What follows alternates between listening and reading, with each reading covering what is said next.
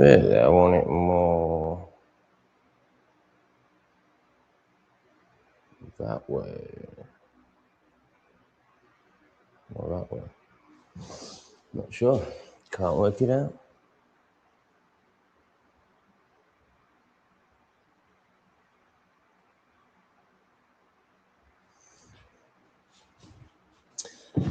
Hi, Debbie. Can you hear me?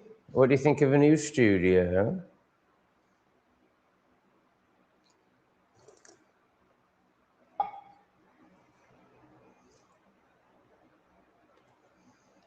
So we've got Debbie in the house, and we've got someone called Luke Brown in the house.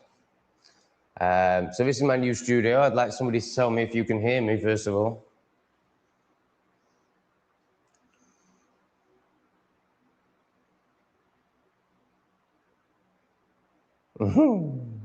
Oh, Debbie, you are a love.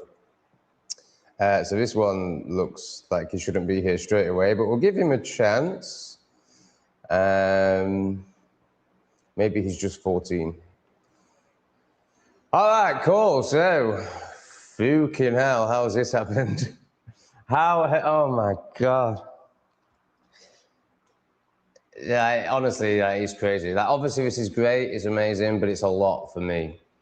I'm a technophobe. And then there's Lee suddenly in my life, and he's like, oh, we can do this and this and this and this. But it never ends. Like, so now, well, I don't need to buy a light, but it doesn't look right. Right, I need to look at that. I'm tempted to buy a light so I can light up the back. That's only $20, no problem. But next, if I want to stream properly and I want to stream to lots of platforms, I've got to get a proper laptop. My laptop's £150, and I think it's the GPU card, the graphics card just isn't good enough to stream to multiple platforms. So the costs never end. But I think the laptop will be the last one. And I'm up for it. I'm up for it. I'm up for... Yeah, this isn't right. Why isn't this right? It's fine. We're learning. I'm up for, you know, I want to do this. I want to do this. I think I can do this. So I'm up for getting all the best equipment. But it's mental, like going from buying £150 laptops and being scared of using a microphone to like this. Now, when I say I'm using OBS, I'm using the camera on OBS, and I might throw up some little funny things in a bit, like, let's have a go. I might try this. Hey! Dancing Thanos. Ooh, ooh, ooh. What do you make of that, Debbie? Right. What the fuck this shiz doing in my chat? You sound like yo is black, bro. We don't speak like that around here. We're articulate and intelligent. Okay, nice studio. I think we can call it a studio. Right, let me just check. Am I in Big Tom or am I in widescreen?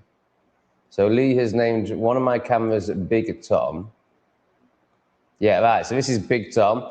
If I had a guess, we could do this. Look at this. Oh, no. No, no, that's if I want to share X. If I had a guess, we could do this. Hello, guest, let me touch you and interview you. So, it's all fucking happening. But it's not actually happening yet. Like, I'm not ready to do screen shares. Now, I would give it a go, but we haven't worked out how to get it so you can hear the sound. So it's definitely a work in progress. But with Lee by my side and my tenacious nature, we can only get, oh, here we go. He's not a 14-year-old, he's just a spaz. At least I don't have the gay demon. Yeah, fair play, man. That's fine. But you're expecting that to insult me, aren't you? You're expecting me to be like, oh, no.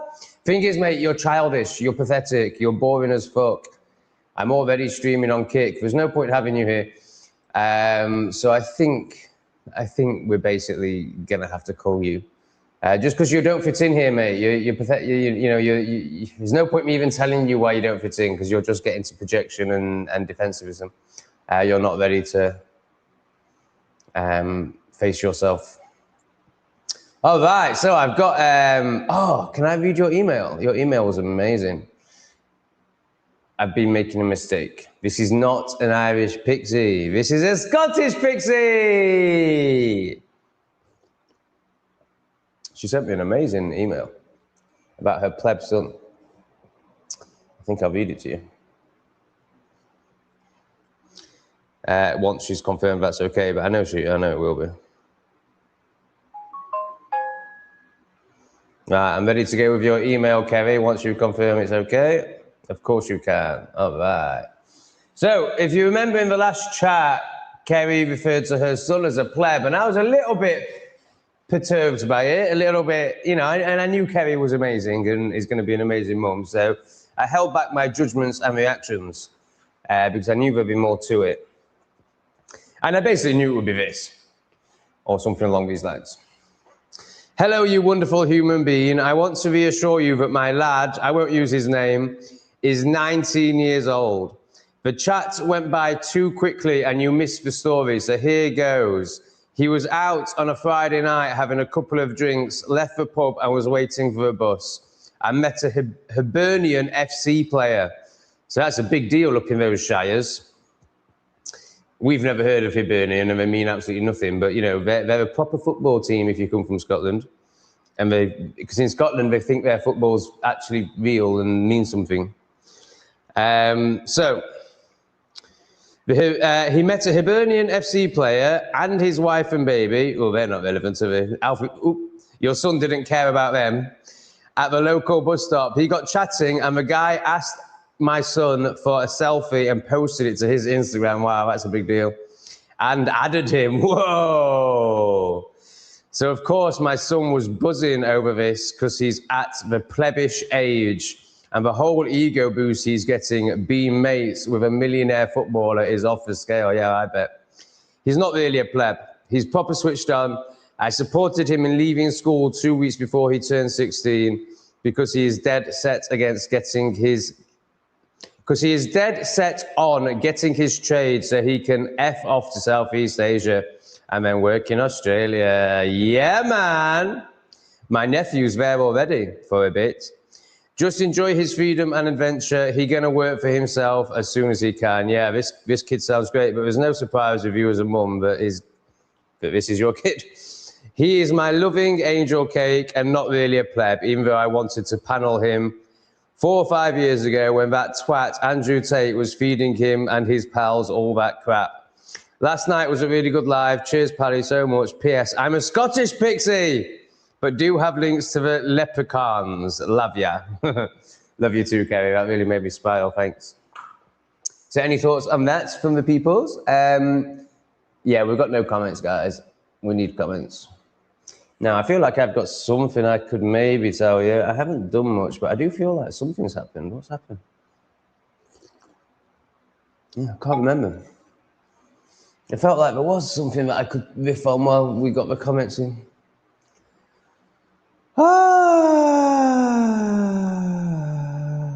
Hello, delightfully not. It's good to have you here.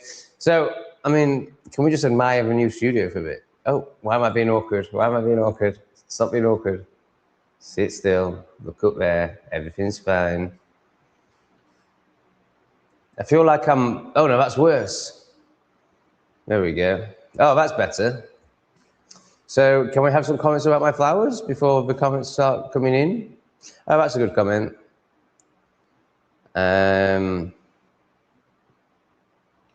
Are you still off for smoke?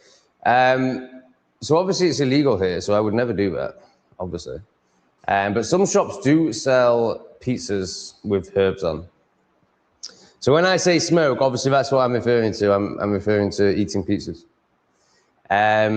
So if you're watching Tom Greatorex, as in the channel, not this Tom Greatorex who's currently at a funny angle,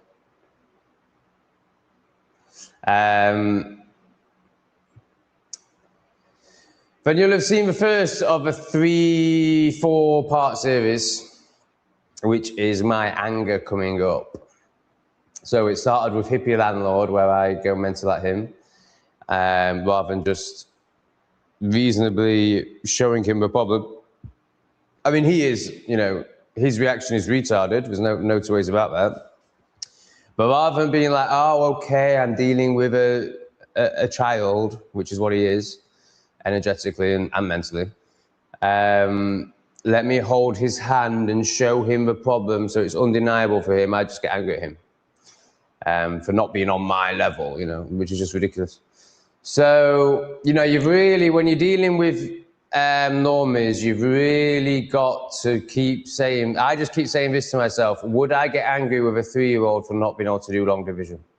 And that's the key, like that's what they are, you know, they're children. So there's no need to get angry with them, and you just need the hand holding through life, basically. So this was 8 days, this was after 8 days of sobriety. And it really, deeper layers of anger were coming up within me that I have not seen externally for a long time. And I didn't really think much of it. And then the next day I meet, so this will be the next episode you'll see, I meet an amazing guy in a fish and chip shop. Why do I keep going wonky? Ah, it's my posture, isn't it? I've got to have good posture. Oh God, it's all a lesson. It's all synchronized. So I meet an amazing guy in a fish and chip shop and we end up falling out, like badly, like he's gonna punch me. So that's the next episode you're gonna see. And then after that is the worst one, the next day is the worst one, where I get angry with a Grab driver for effing up the order, and then go to a restaurant and get angry with them, and then get into an argument with an expat. Like, it's horrendous. Really bad. And I can't wait to show you all. Can't wait to give all the ammunition to the plebs. I'm really struggling. The ammunition to the plebs, but then is irrelevant what they say. So basically, after 3 days of that, I thought, wow, I can sit with this, and I can meditate, and I can get through this, and I can be a better person, or I can go and eat some pizza. So I went and ate some pizza, and I've been eating pizza ever since. I love it. It's fantastic. I seem to be getting a nice balance, and obviously this is my ego convincing me. Obviously, you know, I need to go sober again. I need to stop eating pizza again. But I seem to have found a nice balance. Now, I am waking up and eating pizza. Like, it's not good. But I'm live streaming. I'm putting out 4 videos a day. I think I'm creating great English refugee content. I can't wait to share it with you. But then I thought about in Bali, so, you know, take that with a pinch of salt. But I'm pretty sure it's good.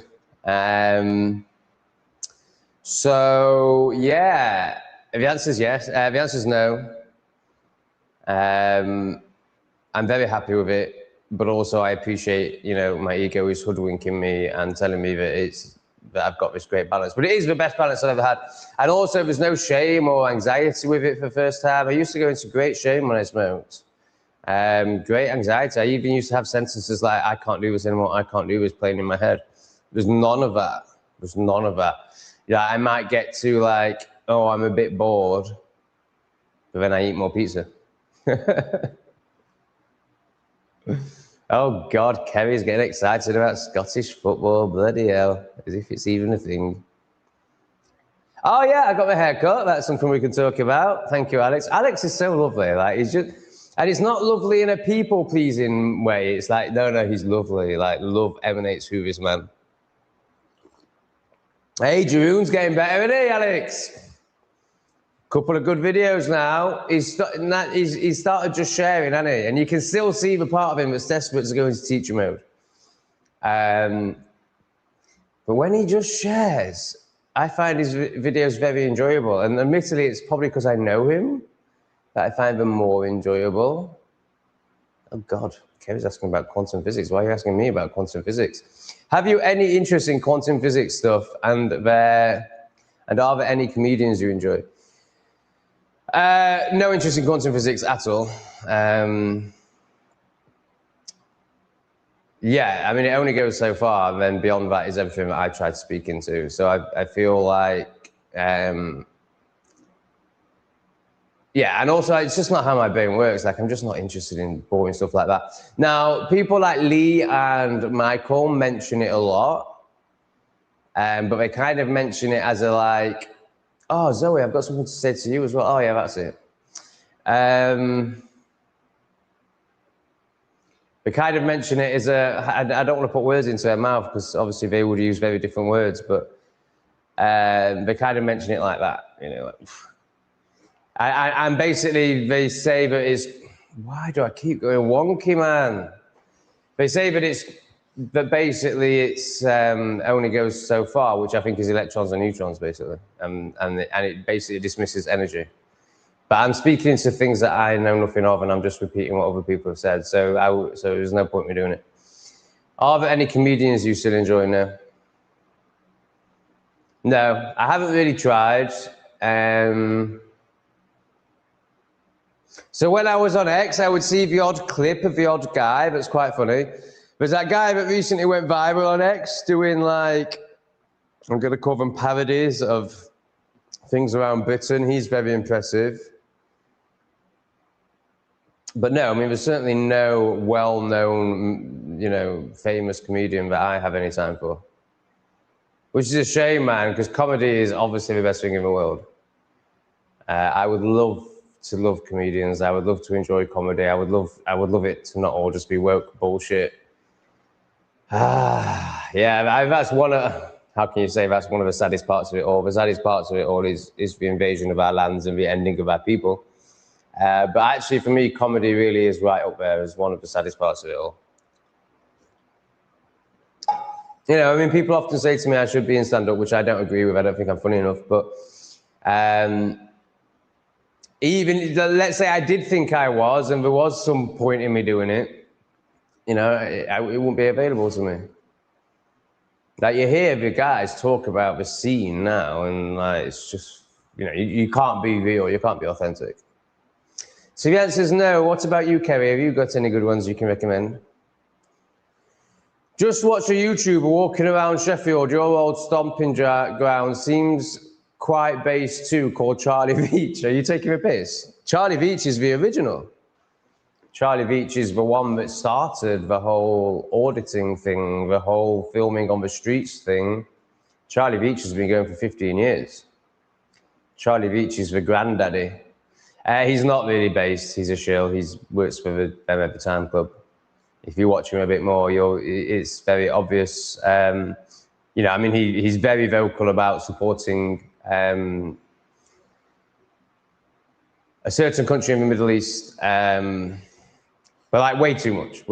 Like, I mean, fair enough, if that was his opinion, fine, but it's like, you know, he's like proper pushes it, and it's a big part of his content.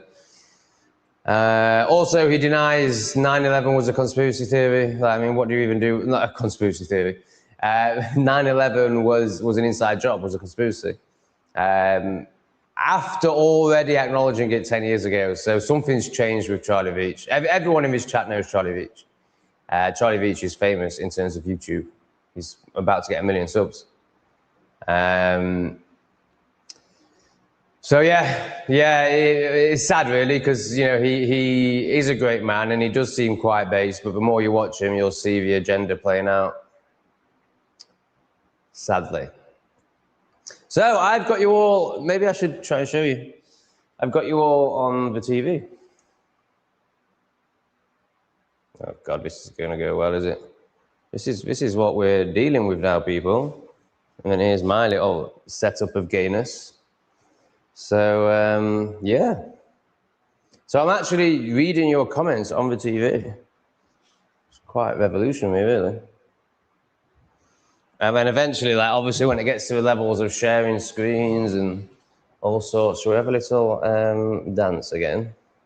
Now, let's try and save it and make it appropriate. Now, obviously, I've just got these ones of these. So we've got Dancing Thanos, and for some reason, we've got a Taz. But obviously, I want demons, I want angels, I want jokers, I want all sorts. I want Boris Johnson in a clown mask, in his clown makeup. I want it all. So then when a pleb comes on, I can just get all the clowns and demons up. How funny will that be? Will that be funny? Or is it just me? Am I being childish? I think it's been funny. Yeah, I give the, thanks, Kerry. I give the content in Bali a hard time. And, you know, I've got to remember where I was. You know, I was for the first few weeks, I was in a PSYOP, and then after that, I was coming out of a PSYOP. And then I met Jeroen, and it, you know, it was a magical time. It was a magical time. I suppose I cringe a bit because I went super spiritual ego, and I thought that content was amazing. I thought that content was going to go viral. So this is when I was still, you know, it was also just I hadn't learned enough about YouTube. Like, I still believed in a viral video. And that doesn't mean I don't now. It doesn't mean I don't think it's possible for me. I do think one day I'll have a viral video. I mean, I've experienced it before. When I say viral, I mean like 100,000. I've experienced it before, not today, Satan, numerous times, but not on my other channels. And so I do think it will happen one day, but I don't think about it anymore. I don't, you know, like every video I posted back then, like, is this going to be the viral video with like an entitled expectation? Whereas now I'm very much like, this is going to get between 1,000 and 3,000 views, like every single one of my video, English refugee. And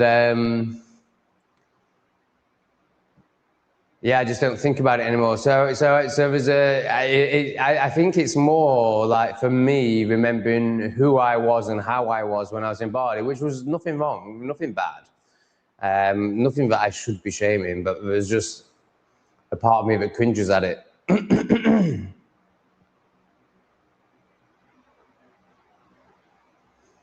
Shepperton Studios is in the house. Oh, it looks like we've had a donation. What's up, bro? Your thumbnail looks like an ISIS hostage video. Can you tell me a bit more?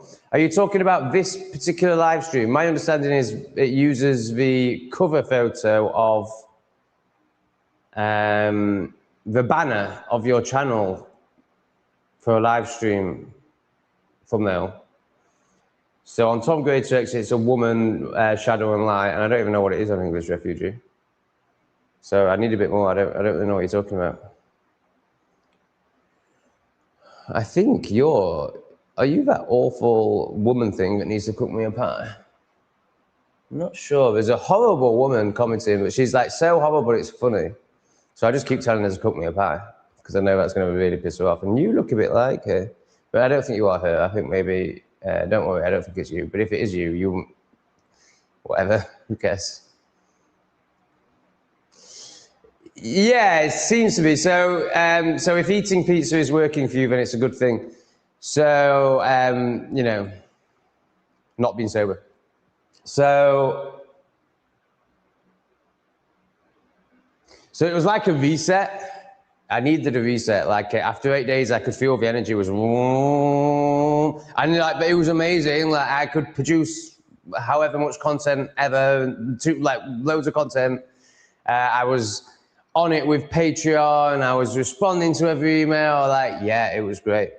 But I also noticed there was avoidance in it. Like I still couldn't sit still. Like I just went into extreme creation, which yes, there's positives too, but I'm analyzing everything from like, how much can I be with myself? And there wasn't actually much shift in that. If anything, there was less being with self than when I'm eating pizza. So yeah, you know, I'm not saying it's a long-term solution, or if somebody said to me in 10 years, you'll still be smoking, I'd be like, oh, that's not really what I'm aiming for. But yeah, definitely not shaming or beating myself up for it or anything like that. And I'm really like observing it more, you know, oh, this is what it brings me, right? Okay, it's not all negative, you know, like, oh, yeah, right, I can really see the medicine. But I can also see the negatives of the medicine. I think it's very much 80-20 principle. I think it's, for me now, where I'm at now, I think it's 20% positive, 80% negative. So there's your answer. It's not really working, is it? But maybe it's not 80-20, maybe it's 50-50. Oh yeah, we were talking about getting our hairs did. Shepperton also got their hairs did. Yeah, so $3 cup, pretty expensive for Southeast Asia. So I crashed my bike outside his shop. I was going to a different one. Oh, Shepperton's in the house. Thank you, Shepperton. Beach is a big fan of a small hat, sadly. Yeah, Shepperton knows. Yeah, so I was on my way to the top-rated hairdresser in St. Henry, according to Woktard Gemini, and I crashed my scooter outside a different hairdresser. So I thought, oh, right, okay, well, this is fate. And they helped me up and all that. So I was like, oh, well, clearly I'm meant to go to this hairdresser with a grazed knee. Here I am. Cut my hair, please. So yeah, that was yesterday. Also, I got an interview yesterday. I really think the same. Right, so this is interesting, actually. I'm actually losing subs at the moment on both channels. So for about a week, I've been losing subs. So they've both been growing quite nicely. And then suddenly in the last, it might even be 10 days, but like the last week, I'm losing subs. Nothing significant. But it's different. And I think what's happening is the content is moving towards being positive. The content is like, this is the English refugee. I've moved to a forest, and I'm about to leave the forest and go to Nambam, and I'm starting to love myself, and the content is starting to get positive. So all these hate watchers are struggling. Like, I think English refugee is like 50% hate watchers. Maybe all of it. Maybe Tom Graceworks too. It's fine, whatever. It works for me. So they're struggling because they've got nothing to, look, he's a loser. Oh, he's not enlightened. I don't quite understand hate watching, but I can understand it psychologically. But obviously, I've never experienced it. So I think the hate watchers are dropping off. So yeah, we're going through quite an interesting shift with it all. And I think that's probably going to go on for a couple of months. I don't think I'm going to gain subscribers for a month or two. It's kind of like what happened in Bali, but more grounded, more real. As in, my shift is more concrete, less egoic. Although there'll still be loads of ego in it, obviously. Thank you, Shepperton, for spreading truth, wisdom, and the shekels all at the same time. You're right, Riley. I should not be doing down Scottish football because it's Scottish. We love Scotland. Yeah, totally. You're dead right. I was just trying to be funny. Scottish football is definitely going to be more real than English football. Well, I say that. The last game of the last season was completely fixed, wasn't it? The whole Hearts Celtic thing was the worst thing I've seen. Well, the AFCON final was the worst thing I've ever seen in terms of fixed football matches. Actually, the South Korea World Cup was crazy fixed. I mean, there's a great video breaking down South Korea's journey in that World Cup and like how fixed it was. I mean, it's just actually it was HTI Sevens, who's a complete wokey. Does do really good videos, but he's so woke. He does a great video on the South. Yeah, so this is like a proper normie who like can't see stuff like this normally, but he really does a great breakdown on the South Korea World Cup. And then you've got the current one, which is probably going to top them all. But I've not been watching it enough to say. So yeah, Scottish football, like all football, is fixed and a complete sham. But yes, the Scottish team are still fairly Scottish, aren't they? But you never had our Barry Bannon. You missed out on a gem then. I don't know why Barry didn't get into your team more. Assuming you are Scottish, maybe you're just making a point from outside of Scotland, which is also very welcome. All right, yeah, it's this interesting one.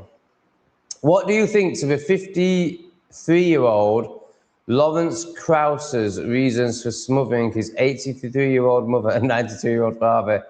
He says he did it, his duty to them, and doesn't hold any guilt. I don't know who he is. Is it anything to do with this? I think this is a different, just a very similar sounding name. So Zoe's got a comedian for us, which she recommends. I've never heard of him. What a random question, and why? Well, yeah, I mean, it could be interesting, but unfortunately, I don't know who they are. Alex, he's getting more confident in front of a mirror and showing his true self, I feel. He's a funny guy. Oh, Jeroen. Yeah, exactly. It's all him learning to be vulnerable. Like he came onto YouTube thinking he was going to be this teacher and everyone was going to look up to him. And, as he's experienced throughout his life, that's not the case. but he's still not accepted it.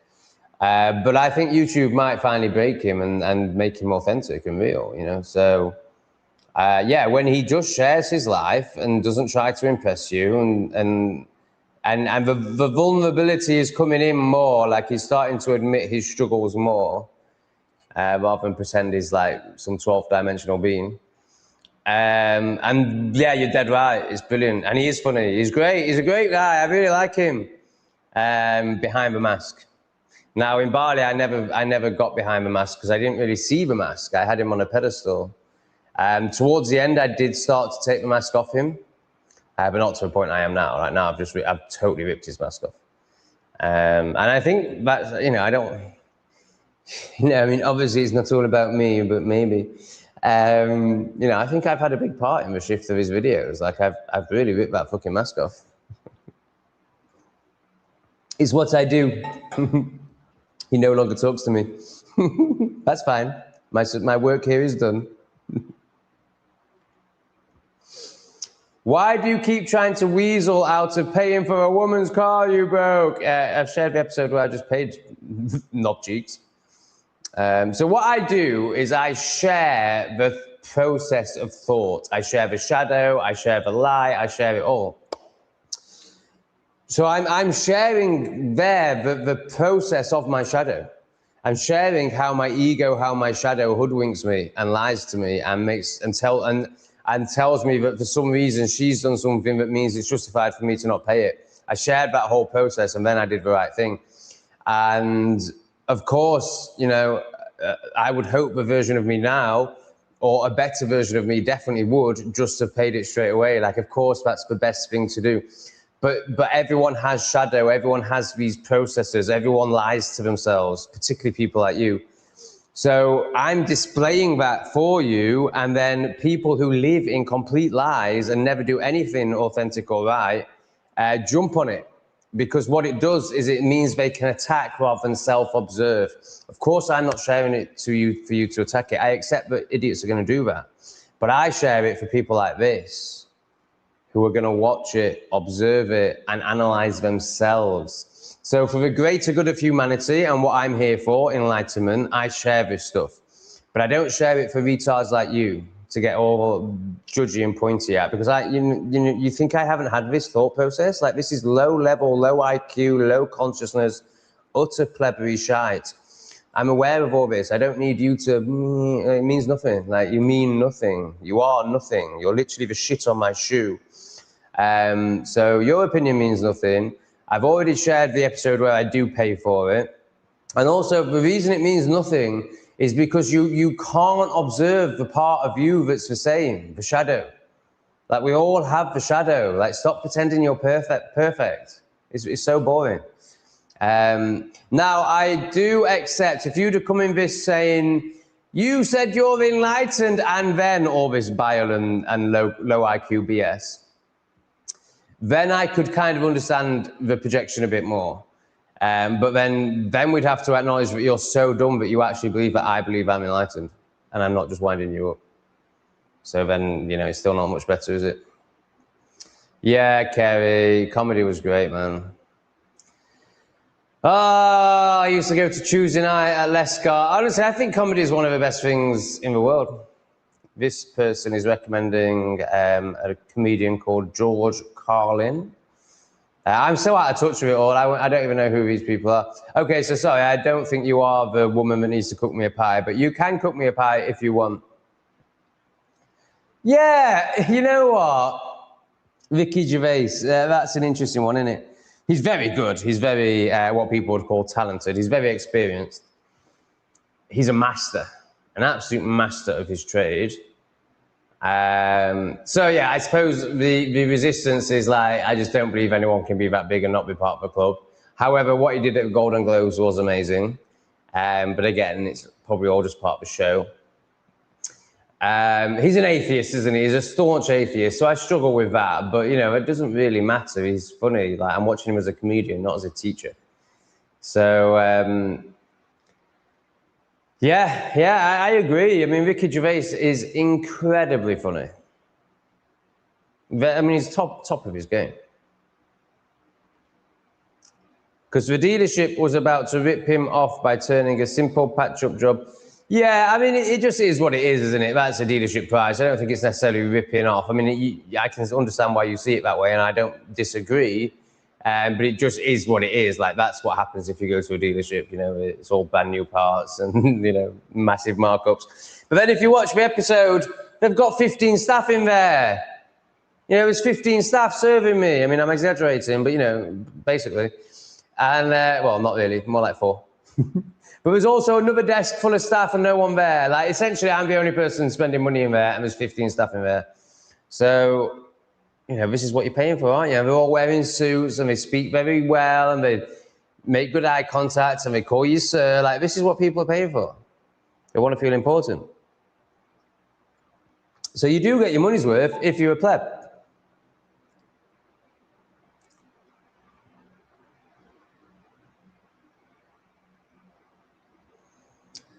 Okay, a donation would be nice for motivation levels. It's so funny, isn't it, Ron? Yeah, building 7 is one to ponder. I mean, for me, it's more than a ponder. For me, the minute you see that, you have to go, oh, it's all lies. And if you don't do that, then I think you need shooting. Oh, God, let's read one more from this retard. You're clearly not only not funny, oh, bless him, but not charismatic, entertaining. Oh, my God.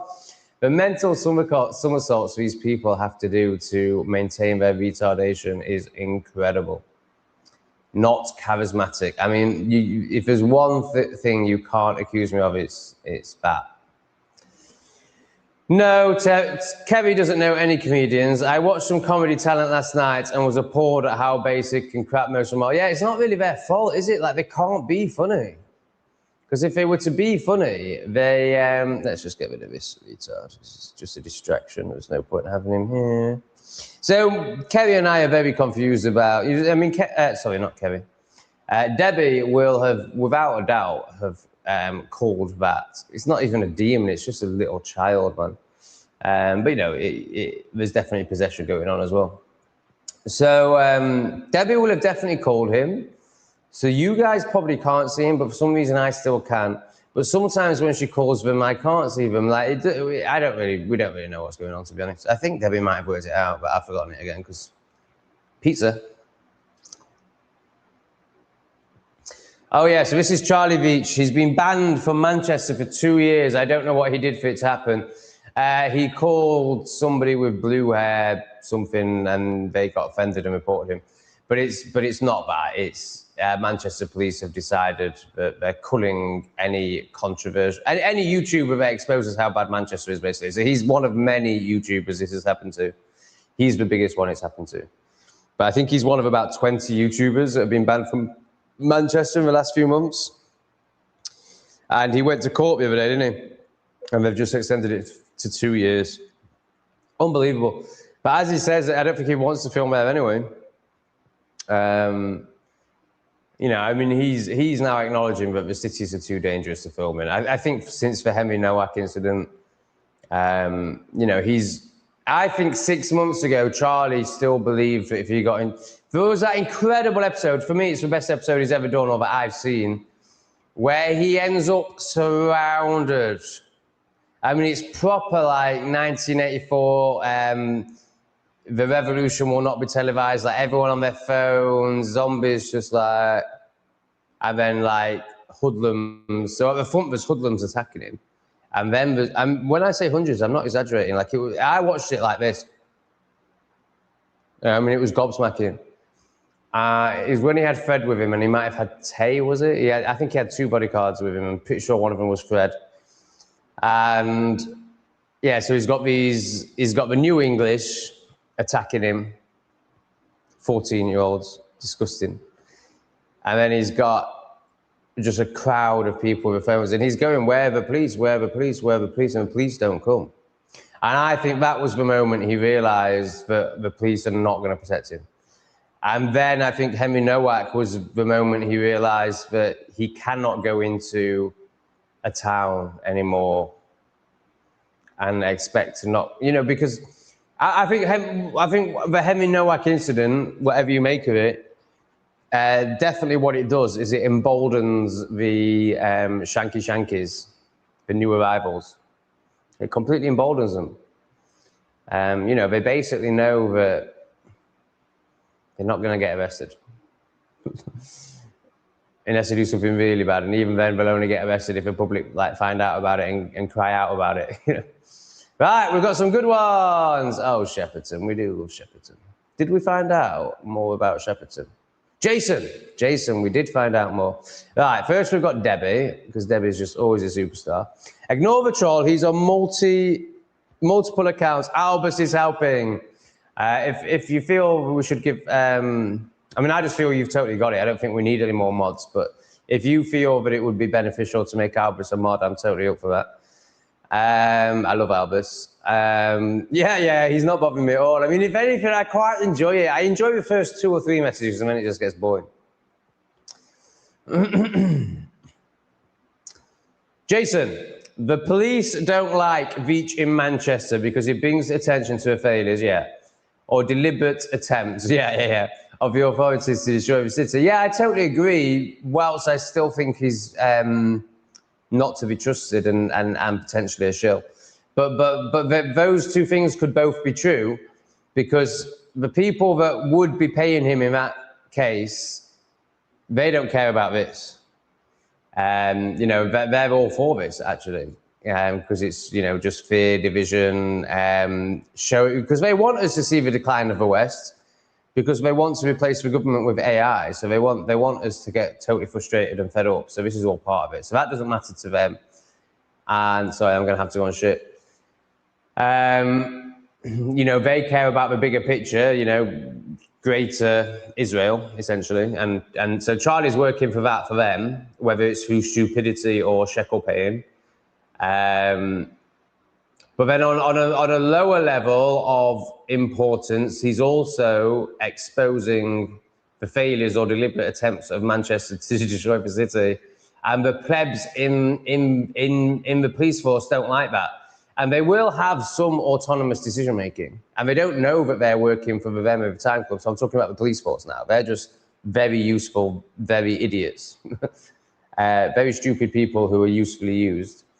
But they have an ego, and they don't want to be seen to be doing a bad job. So they will be banning him whilst he still works for the system.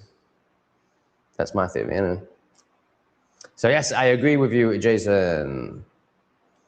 Okay, I'm gonna go and squirt out of my ass. I've already done 2 this morning. I was hoping, as always, to get to an hour. Oh, fuck, 17 minutes. I'm closer than last time. I think I only managed 40 minutes last time before the ass squirting had to commence. Let's try and do another 17 minutes.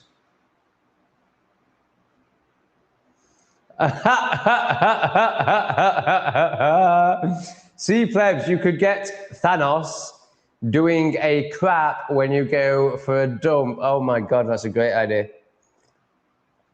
That is a great idea. Hello, Sophie, welcome. Do you think you can behave tonight? Do you think anyone cares that you're back? Do you think I've been wondering where you are? Not really.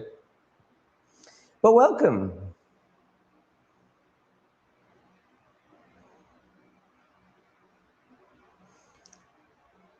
Veach bodyguard kicked too many bioweapons in the head. I assume you mean, so that's why he's been banned from Manchester. I don't think the fact you're calling them bioweapons, I imagine you don't have a problem with it.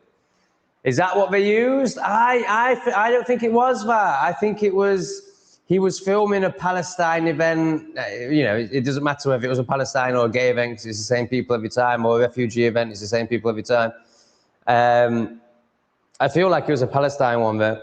And he definitely, I think it was, he zoomed in on one with bad genes, so any of them, and commented on their genetic genotype. And that person saw the video and complained about being offended. I'm almost certain that's what it was. I'm happy to be corrected, but I don't think it was Fred kicking bioweapons in the head, which was fantastic. And that, the elbow of Damascus was just wonderful.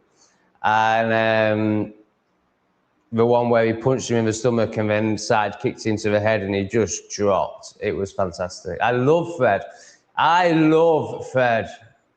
I think Fred's the real deal. I think he's more interesting than Charlie. I think he's more intelligent than Charlie. I think he's more well-read than Charlie. I think he's more articulate than Charlie. And he's fucking hard. Fred is an absolute idealism of a man.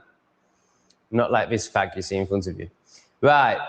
Especially seeing as I'm going to have to go and squirt out of my ass. Now, YouTube has demonetized my last 2 lives. It's then on appeal. I've got it back. But, you know, I have to just go through this process. And I'm wondering if it's for shit. I'm wondering if it's that AI gets worried about the shit noises and demonetizes my videos. So I'm thinking I might take the mic off today and see if that makes any difference. Right. If I forget to put my mic back on, someone has to do a super chat and tell me, otherwise we're going to have half an hour if you're not being able to hear me. Right, so I'm doing this as a test, basically. I'm doing this to test whether my video doesn't get demonetized this time, if it's the poo noises that's doing it.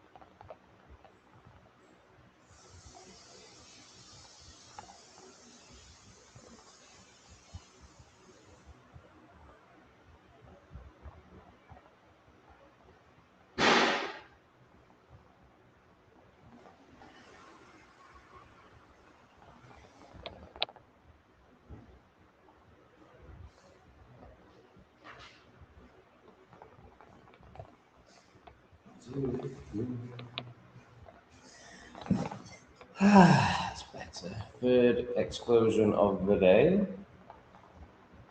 And it's not even light yet. Oh! Nearly forgot. God, it makes so much difference whether that's on my t-shirt or not.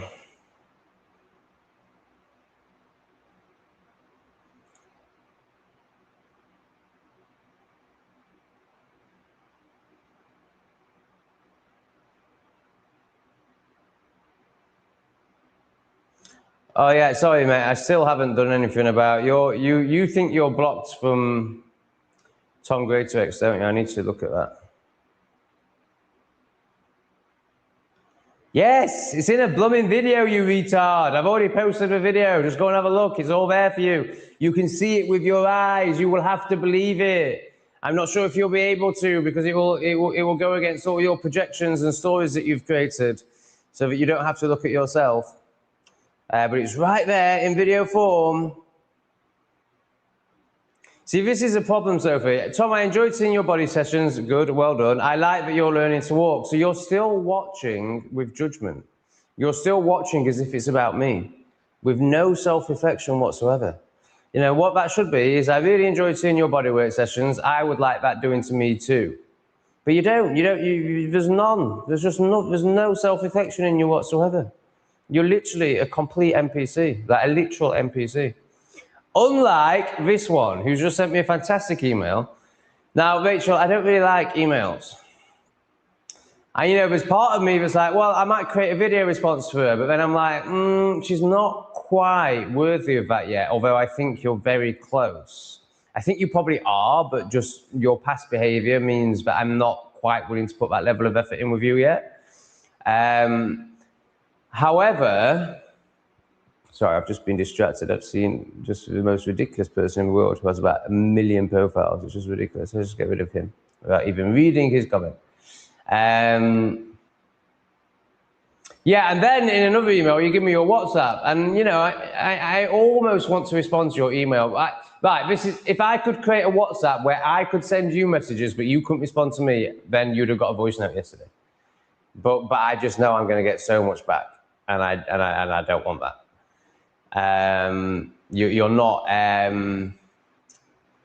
You're not grounded enough yet, and to language that in a way that might resonate with you more. You don't have enough self-control yet to have my WhatsApp number.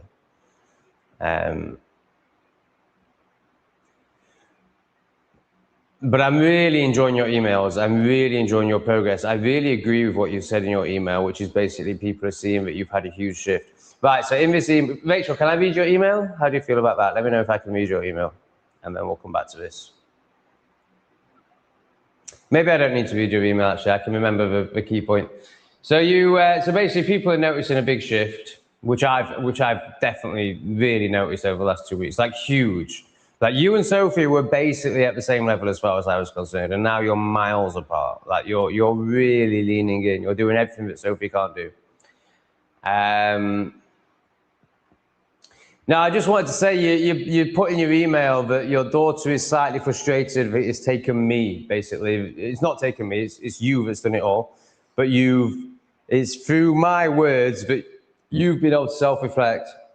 And your daughter's frustrated because she's been saying the same stuff to you for years.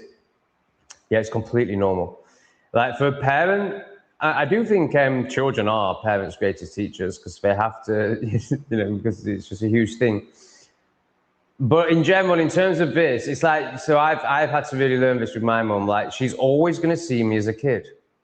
You know, there's going to be an element of you, a strong element of you, probably the majority of you, that always sees your daughter as your daughter.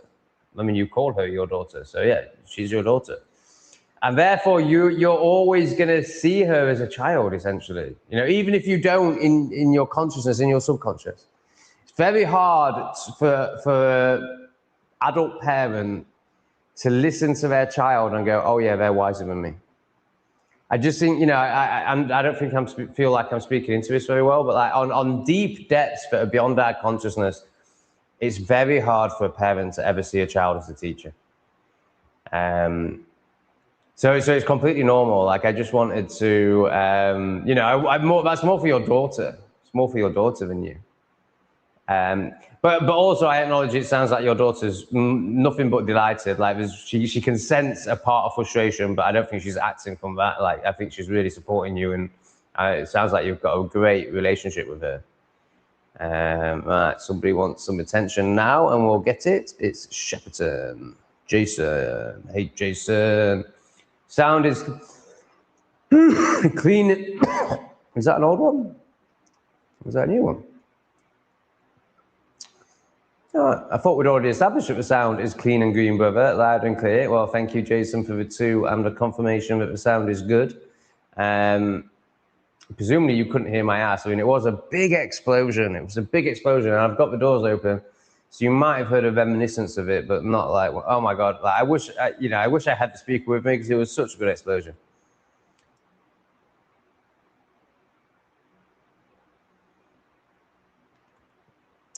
So this is a guy that might be banned from one of my channels. I thought Tom had got me back, but no, not a couple of that. Yeah. I really, this is a problem with eating pizza again. Little things like, what seem like little things to me like this, don't get done. But it is, you know, an intention. Whose car did he break? What does he mean? Give me the drama. Drama. So if you type in English_refugee, that's my channel for people who like drama.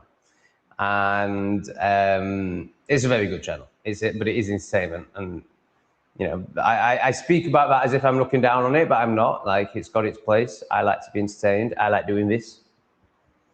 That's entertaining. So, yeah, you can just watch it on English Refugee. It's the last 3 episodes.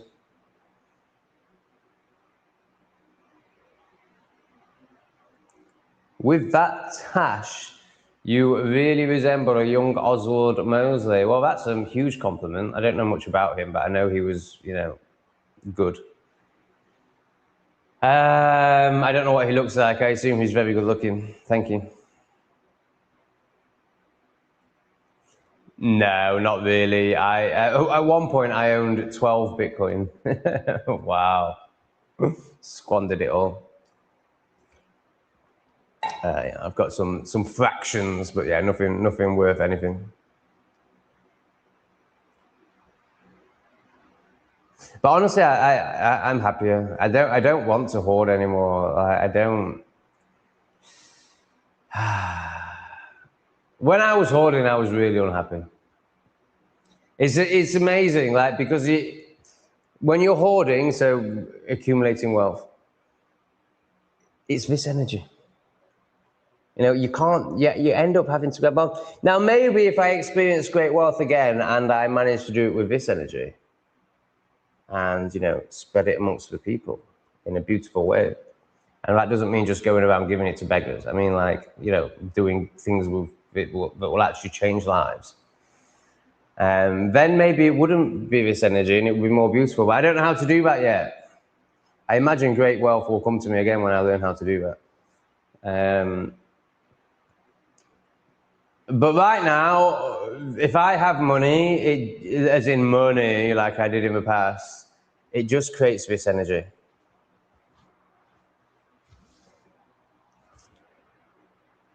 And I just want to be like this. And I just know that, you know, admittedly, the world is getting really crazy and, you know, but even with that, I just know and trust. Maybe I should take away the word know. I trust, but I will always be provided for beautifully and abundantly. I mean, just look at these flowers around me right now. These flowers cost £2. And just look how beautiful and abundant they are. Like, I mean, just look. Can you see? Can you feel? Can you feel the abundance of that pink flower? Particularly if I did that and that. Can you feel how abundant and beautiful that flower is? Does that answer the question? If it doesn't, then oh dear. I didn't hear the ass explosion, thank goodness. Your recent, yeah, God, this is good synchronicity, isn't it?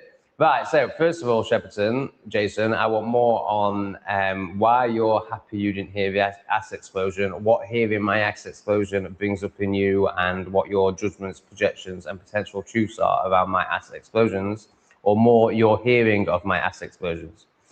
Your recent videos inspired me to buy more flowers for my wife. Oh my God, she's going to love it. But I need to go cook us supper later on. Oh no, don't go, Jason. You're the reason we're here. As in, you throw money in. Mate, your wife's going to be delighted, but also, can you try and appreciate them as well? Because honestly, mate, flowers are great. And I know I'm a bit of a woofter. Well, a massive woofter. You know, I suck the dick and everything. Fucking hell, proper woofter. But, you know, men should be able to appreciate flowers, in my opinion. And if you can't, you're totally disconnected from your feminine, your heart, and your love. So there's a little nudge for you, Jason. But yeah, use your wife as a motivation. That's great. And she's going to absolutely love it. And you're definitely going to get a BJ or more regular BJs. But, you know, can you enjoy it too?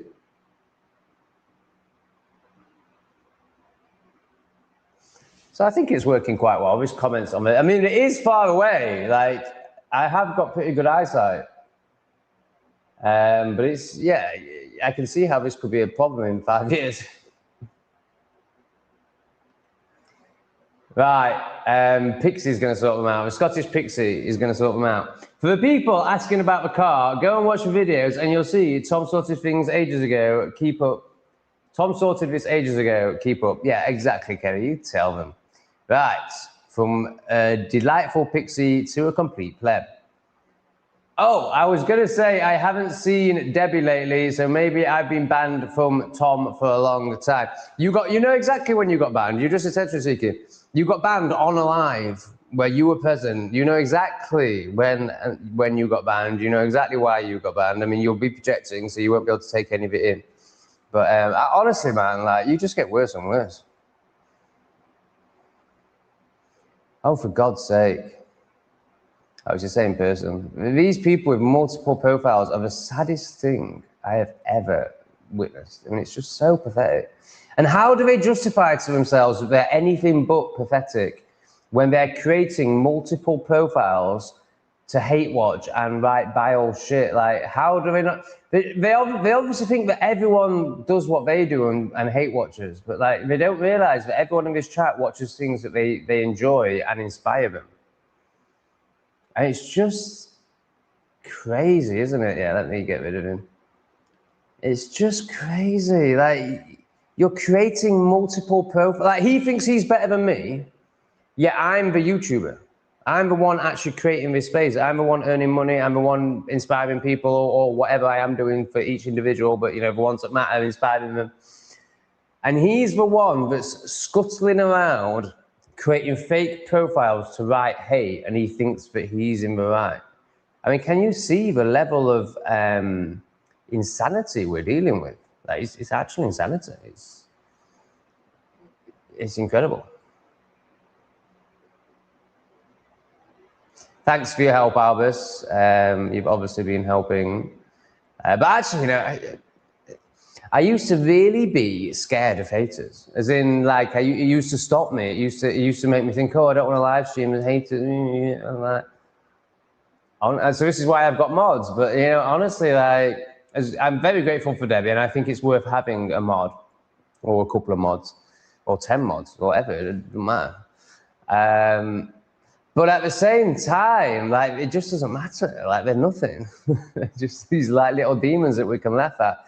However, if it was overrun by them, you know, when it's one, then, you know, but if it's overrun, then it just ruins the chat. Yeah, it's so funny, isn't it, Jason? It's crazy. Yeah, I mean, this is the thing, you know, they're not even factual. Like, they're not even, you know, they're just, but they don't want facts. Like, they can't deal with facts, because if they deal with facts, they can't just hate, and that's what they want. They choose the ideology that allows hate, and that's leftism. Because you're allowed to hate someone if you call them racist.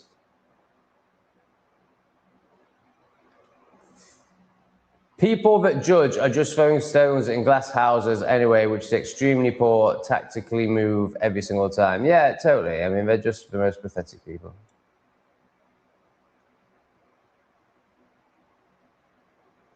Rachel's feeling the flowers.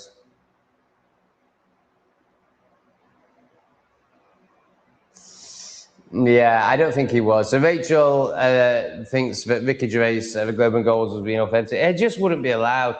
If that wasn't planned, they'd have killed him. There's no way he'd be allowed to do that if that wasn't planned. And don't forget, they don't care about Tom Hanks. They don't care about all these PDF files. They're just low-hanging fruit as far as they're concerned. Like, of course, They're happy for them all to be exposed. Like, they mean nothing. And then they'll just off them and then they'll come back as someone else because these people never die. They're shapeshifters or reptilians or something. So they're not attached to their characters of Tom Hanks or, I can't think of any of the other names, but, you know, all the other PDF files that were in that audience.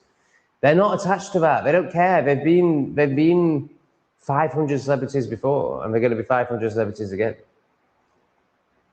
So they have no attachment to it. So that was absolutely planned and orchestrated and part of it. Like, Rachel, like, everything is a show. Everything. And especially when it's literally a room full of PDF file actors who, if you watch Fit as Fat Earther, you'll... Why can't I get this right? Why do I always do it wrong? You'll soon see... Oh, that's worse. Ah, there he is in the center of the screen. You'll soon stop falling for any of this stuff because you'll just see that they're all the same 200 people being recycled. And they're all men as well. Like, every single woman in the public eye is a man. Unbelievable.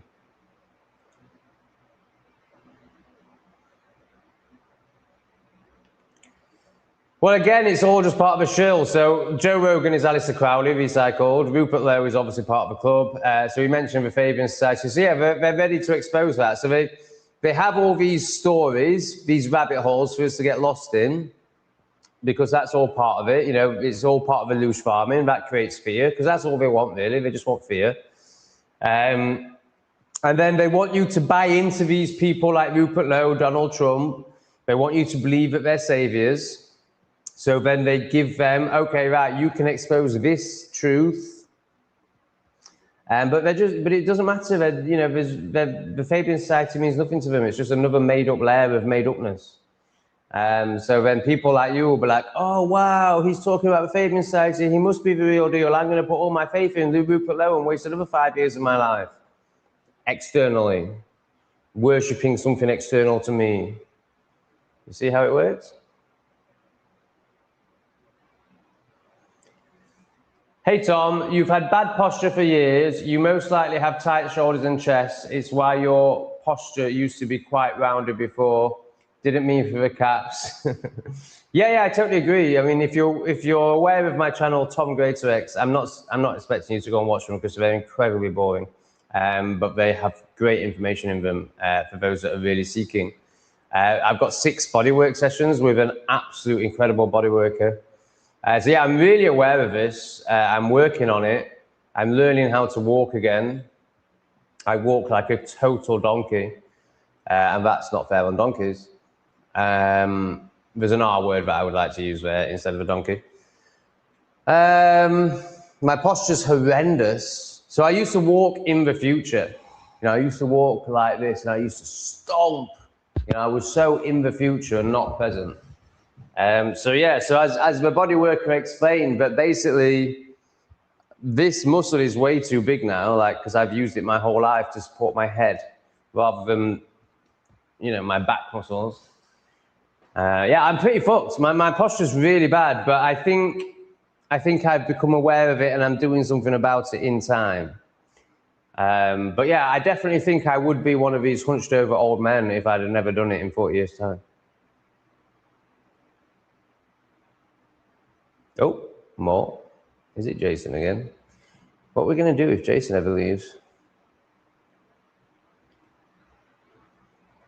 No! Okay, final message. Yeah, you've done more than enough, Jason. You go and cook some dinner. Okay, final message. My wife is a gardener and she's inspired me to grow vegetables. Amazing. We did our first harvest yesterday, potatoes and onions. Nice. I mean, I would ask, how did that feel? But I don't want the response because I want you to focus on your wife. But in the next live, I'd love you to come back and tell us how that felt, your first harvest, and the joy of it, I imagine it created within you.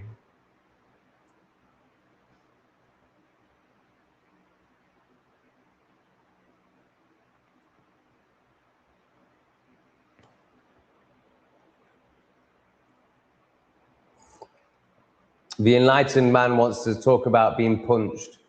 He's such a joke, man. I need to block him. This guy thinks he's enlightened, and he's, you know, he's obviously from this. Have you ever been punched hard in the face like really cracks one? And then obviously from this is going to go on to think I need to be punched. This guy thinks he's enlightened, and he hangs around with the haters in the comments. So a week ago, he messaged me on WhatsApp trying to be my friend. Obviously, I rejected him. I didn't respond. And now he's in the trigger of that. I mean, he already was. He's always been in the trigger of my rejection. But the fact that he tried to be my friend a week ago, and then he comes on and makes out like he hates me and looks down on me and sees me as some sort of pleb, when actually he wants to be my friend. So that's the truth, everyone. I can show you the messages. Like, he wants to be my friend, and then I ignore him, and then he ends up, as an enlightened man, he ends up, one, hate watching. No enlightened person does that. Two, he ends up writing hateful comments. No enlightened person does that. And not only that, he gets involved in all the worst people, like literally the demons, who are like just complete projecting, and anyone with any sense of honor, truth, enlightenment would see that and obviously not get involved in it. He comments with them, and he thinks he's enlightened. I mean, it's just remarkable how low vibrational and unconscious this man is. But I think that's the last comment of his I'll ever bring up, and I'm pretty close to just blocking him. Chubby Brown. Ugh. I mean, maybe it's conditioning, but, you know, because obviously they're very serious. But I mean, anyone that needs to dress up like Chubby Brown isn't funny. I've never even watched him. As soon as I saw his outfit, I was like, yeah, he's for plebs. Yeah, he's too slapstick. I could be wrong. I've not really watched him. I think Bernard Manning was probably quite funny. But Chubby Brown is like proper low IQ entertainment. And it's like poo jokes and stuff like that, and it's like, it's proper. Says the guy who talks about poo all the time.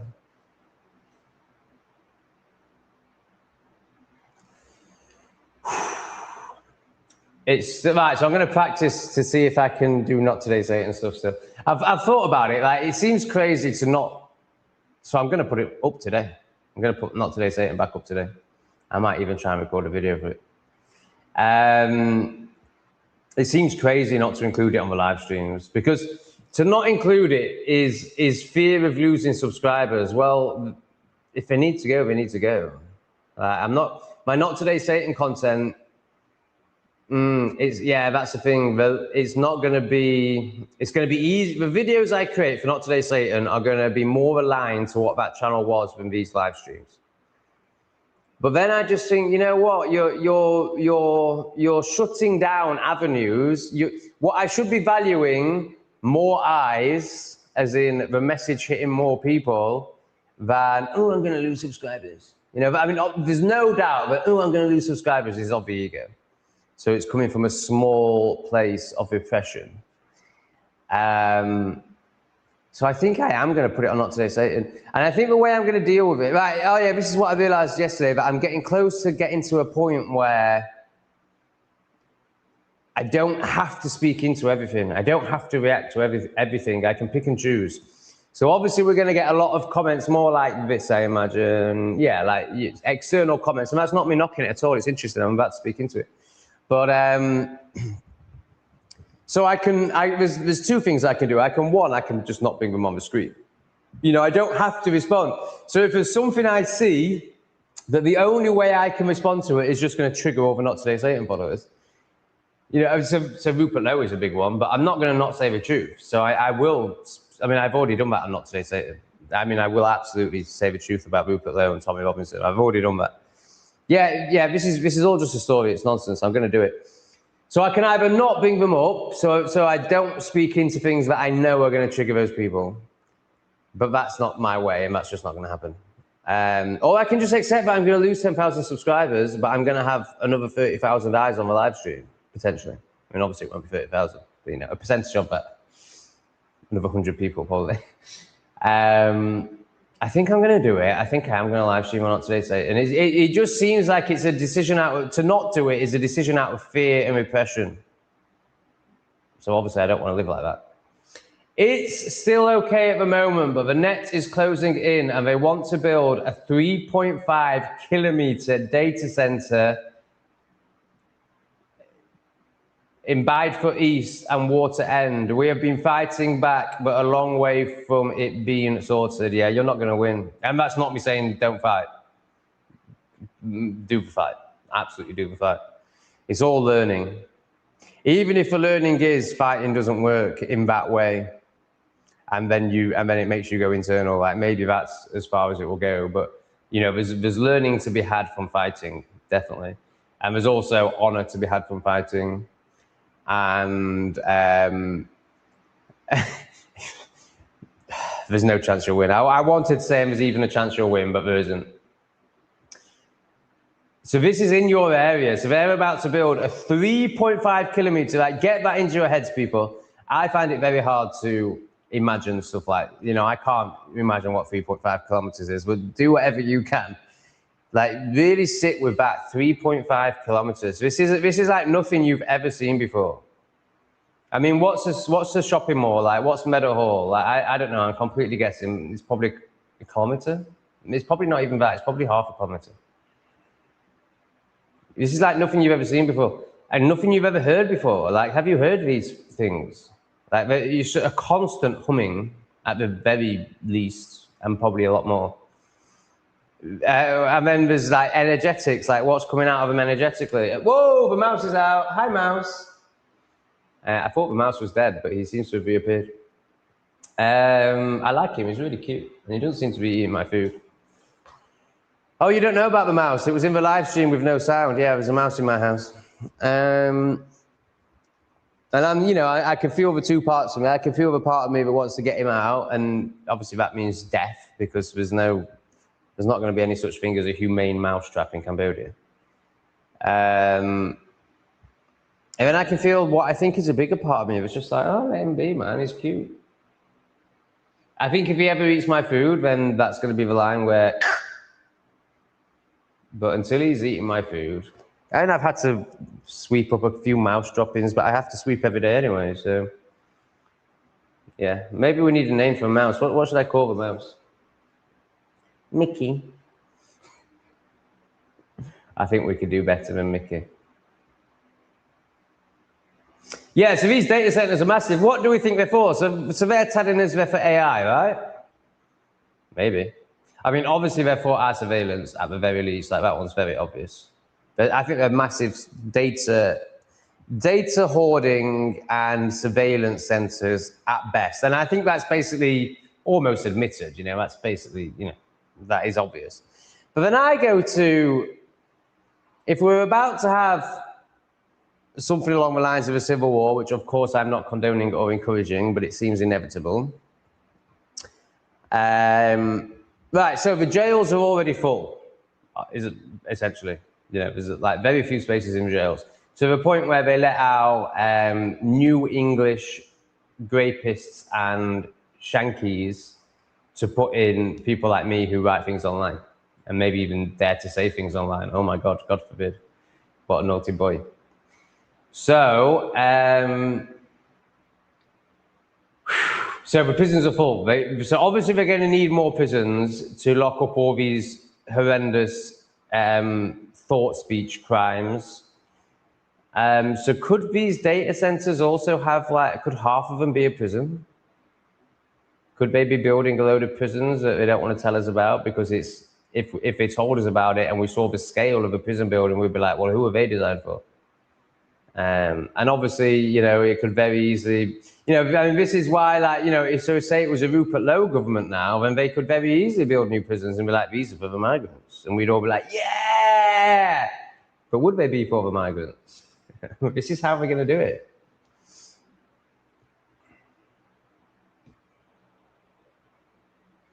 Awesome, Rachel. I'm really looking forward to it. I'm looking forward to it because I like money. And actually, I'm really skint now.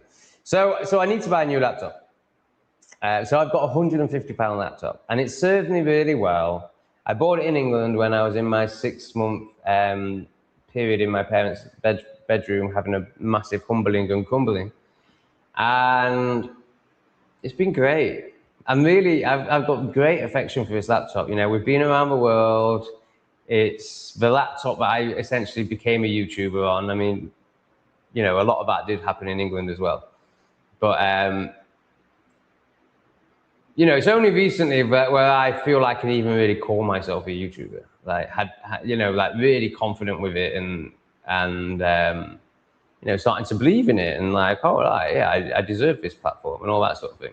Rather than just like, at first, you know, when I made it, you know, again, I just thought I'd been lucky. You know, I acknowledge that I'd worked hard and that I'm a pretty funny guy and quite intelligent. But yeah, the imposter syndrome was imposter syndrome. Whereas that's gone now. Now I'm just like, oh yeah, of course I'm meant to do this.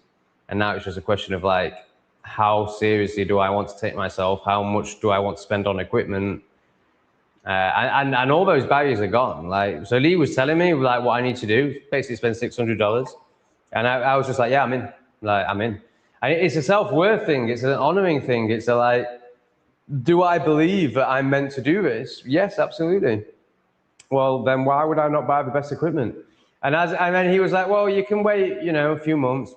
And then I was like, yeah, but if I'm going to spend $600, I might as well spend it now. Like, even if you would argue that the live streaming isn't really worth it, like from a financial point of view yet, but it's like, do I show the universe that I completely trust and know that this is what I'm meant to be doing and that I'm completely aligned with it, and then it can help me in any way to make it aligned both ways, i.e. financially aligned? Because at the moment I'm spending more money on technology than I'm getting from the live stream. And that's without the fucking laptop. That's just with everything else I've got. But I trust and I know what's coming, and that's shown in you guys, people like Debbie and Jason and Heart to Heart and Conroy and Kerry and many more who regularly donate. You know, you're helping me grow that confidence, so thank you very much. So, but financially, I can't afford it. So I said to Lee, let's go and buy one now. Let's just do it. And then I was like, hang on, let me check my bank. And yeah, I have to wait until I get paid, which I think is on the 23rd. So, and I'm expecting a big one this month. Here we go. I think that looks like Convoy, maybe. I'm expecting my biggest ever paycheck from YouTube this month. You never know what you're going to get. I don't trust them at all. The payment that you get one payment a month from them, and that's, oh no, it's not. It's Our Hardy Music. Here's another regular one. I want to start my lives with your music, mate, when I get a bit more au fait with this. Right, the first thing I'm going to share, Robert, is your music. Assuming you have it on your YouTube. I assume you do. When I'm doing a screen share, the first thing I'm going to share is going to be one of your. I've not listened to any of it myself yet. So I'm going to. Oh, now you need to confirm. Is it going to be copyrighted? I'm assuming it's not going to be copyrighted. I'm going to share one of your songs. For all the support you've given me, I want to try and support you. Right, yeah. So YouTube gives you one big payment for all three of my channels when I've got three. Now it's two, but you know, even if I had three, it's still one payment. It's not like I get a Not Today Satan payment, a Tom Greatix payment, and an English refugee payment. No, it's all three. And in that is your membership, your super chats, your ad revenue, your whatever else, gifts. So, you know, it's very hard to check it. The first time they paid me, I was expecting more. And I did the whole complaining thing. But I realized there's no point ever doing that again. Just accept whatever shekels you're given and be grateful. Anyway, having said all that, you know, it does correlate to your analytics somewhat. And I am fairly sure I am going to receive $2,000 for the first time this month, which is fantastic. I think the most I've received before, just from YouTube ads, is $1,500. Just from YouTube, I should say. But obviously, I've been live streaming for 2 weeks now, and that's made a huge difference thanks to people like Robert and all these other amazing people. And I also obviously have to mention Heart to Heart, even though she's not here yet tonight. Right, Robert, what's Robert saying? Robert, hey, Tom, I was looking at the sunset today. Of course you were, you beautiful man. And it was a clear sky, no clouds, but winds. The sun looks white. No clouds, but winds. The sun looks white, and I think it's ramped up since 2026. Yeah, it's really strange, isn't it? I don't really have anything to say about this, as in I have no knowing whatsoever. I haven't even looked into it.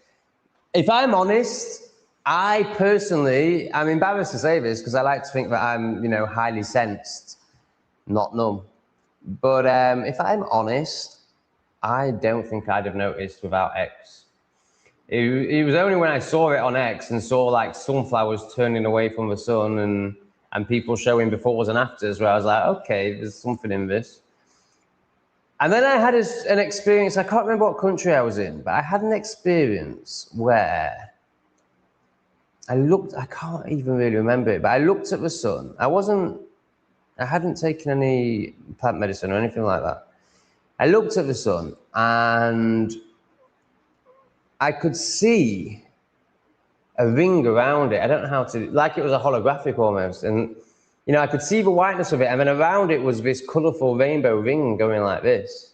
And it was like something was being shown to me, but I didn't understand and have basically forgotten because I didn't know what to do with it. But I had a very strange experience with the sun around the time that I started, opening up to this possibility that this have changed the sun. But when you look at before and afters, there's no doubt that it looks a lot whiter and it feels very different. Not feels. So that's what I'm missing. Now, people are claiming that it feels different. And I would love to, my ego wants to awake and brave it and just fucking pretend. So, I can feel the part of me that wants to say like, oh, I can feel it. I can feel it. I can't feel the difference. To me, it still feels gorgeous. I think the sun still feels gorgeous. And people are saying it doesn't feel gorgeous anymore. So I don't really know what to say about it other than I acknowledge it seems to be a thing. It definitely seems to be whiter. I've seen videos of sunflowers turning away from the sun, which is very concerning. And I've seen people who work in the sun, like farmers, for example, claim that crops are behaving differently and that it feels different to them, that it doesn't feel nourishing anymore. But I can't say I felt that, which my ego doesn't like. So you're saying they've ramped it up since 2026. So what are you referring to there? Are you saying that, yeah, my understanding of this is really poor. So that would suggest that they're sort of going between yellow sun and white sun, but my understanding is that they've just switched to a white sun. So I'm not quite sure what you mean by ramped up.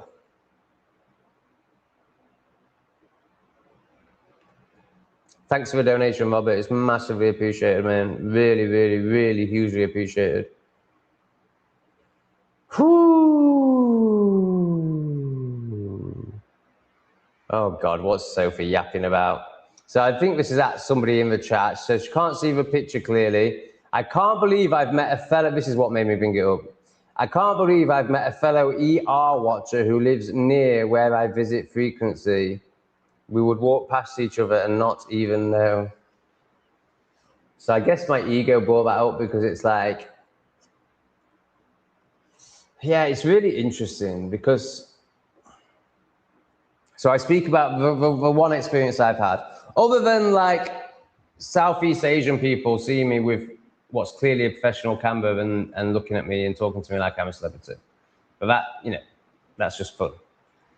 And it's, Southeast Asian, I won't speak into it more, but you should know what I mean. But in England, I did have one experience where a couple bumped into me as if I was a celebrity. And that was quite shocking for me. But then when I think about how I see YouTube as I like, celebrity is obviously the wrong word, but it's just it allows you to kind of see what I'm talking about, even though it's not quite what I'm talking about. If I met a YouTuber I really liked, I would be a bit lost for words. So that's what I'm referring to. But to hear people talk, I know it's Sophie, so it means nothing, but I can't believe I've met a fellow ER watcher who lives near me, as if I'm a thing or ER is a thing. But of course I'm a thing. Of course, this is what I mean about taking yourself seriously and going in confidence, because yeah, of course, yeah, that's reality. But it's hard for me to lean into that. It's hard for me to take myself that seriously. Or to have that self-worth is actually what it is.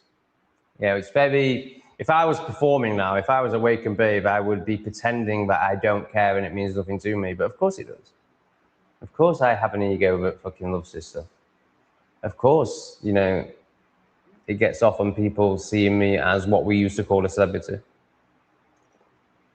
A person, a known person. Celebrity is obviously completely the wrong word in so many ways. Ooh, we've got a very generous one here. I think it might be that. Oh, no, it's not. Oh, it's Suspiria. We love Suspiria. We're getting to know Suspiria. Suspiria. Tom, do you ever wish you had never started noticing? I do sometimes, but I have stuff like Love Island, Towie, and Made in Chelsea to take my mind off it all. Woo! Good on you. I think it's great, however you can distract yourself. However, they won't serve you for much longer. You know, you'll get to the point where that can't distract you anymore. Because you'll get so committed to the internal journey that you don't want distracting. I totally honor the distraction and totally understand why you want it, and have no judgment of it whatsoever.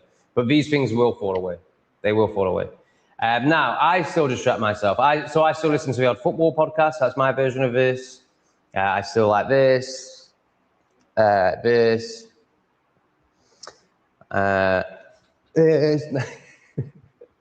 I couldn't resist, sorry.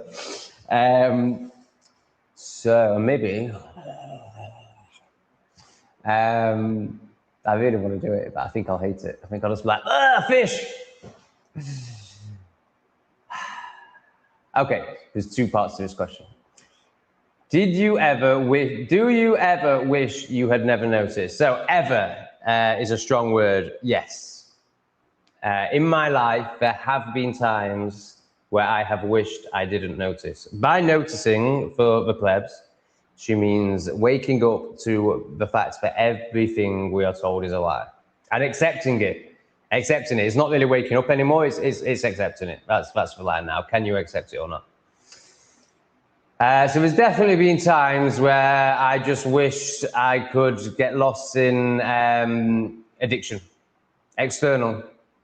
Whether that's, you know, friction on the penis, whether that's stimulating substances, whether that's TV, football. You know, I mean, of course, there's a part of me that wishes I could still go to Hillsborough and get lost in it like it matters. That's Sheffield Wednesday. Of course, there's a part of me, you know, like as much as I look down isn't the right word, as much as I'm thankful that I'm no longer a love addict, i.e. I'm no longer in the delusion and fantasy that there can be another who can complete me or another who can heal me or another that can distract me, really is what it is. Now that doesn't mean I'm not open to a conscious connection, a loving conscious connection, but I don't seek it anymore and I don't seek it as an escapism anymore. And I honor it and I realize how challenging it would be. You know, quite the opposite of a distraction. It would actually be, you know, the type of conscious connection I would get into now, what people call relationships, would actually just be a constant mirror. You know, it wouldn't be easy. It wouldn't be a distraction. So the answer is, the fact that you've worded it with ever, so that means the answer is yes, but really the answer for current, present day Tom is no. There's not one part of me that wishes I was still asleep. Because think what that means.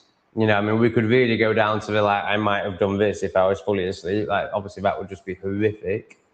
But, you know, I would still be getting lost in co-addictions. I would still be seeking validation in other people. My life's beautiful. You see, I'm kind of on the other side of it now, Suspiria, like, or starting to touch upon it. It's very new. When you're awakening, noticing, it's harrowing. It's harrowing because you haven't fully stepped out of it. If you're still working a job, if you're still watching this sort of TV or football, you're still hanging on to a part of it. And therefore, it's going to be harrowing because you haven't stepped into your power yet. You haven't stepped into your true, authentic self yet. You are stepping into, you know, you are on the journey, but you haven't fully stepped into it yet.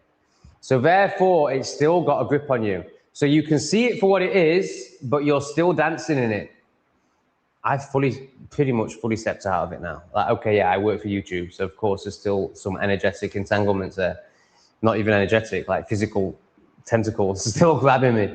But, you know, look at my life. You know, I pants around in Cambodia. I work online. You know, I get attention from people.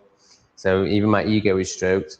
You know, it's, and I can observe it all. And of course, I still have some blind spots that I can't observe. So I'm no longer in the heaviness of a matrix. Now, that doesn't mean it's not still the collective consciousness around me. Well, not really, not around me. Like, yeah, world-wise, but not around me.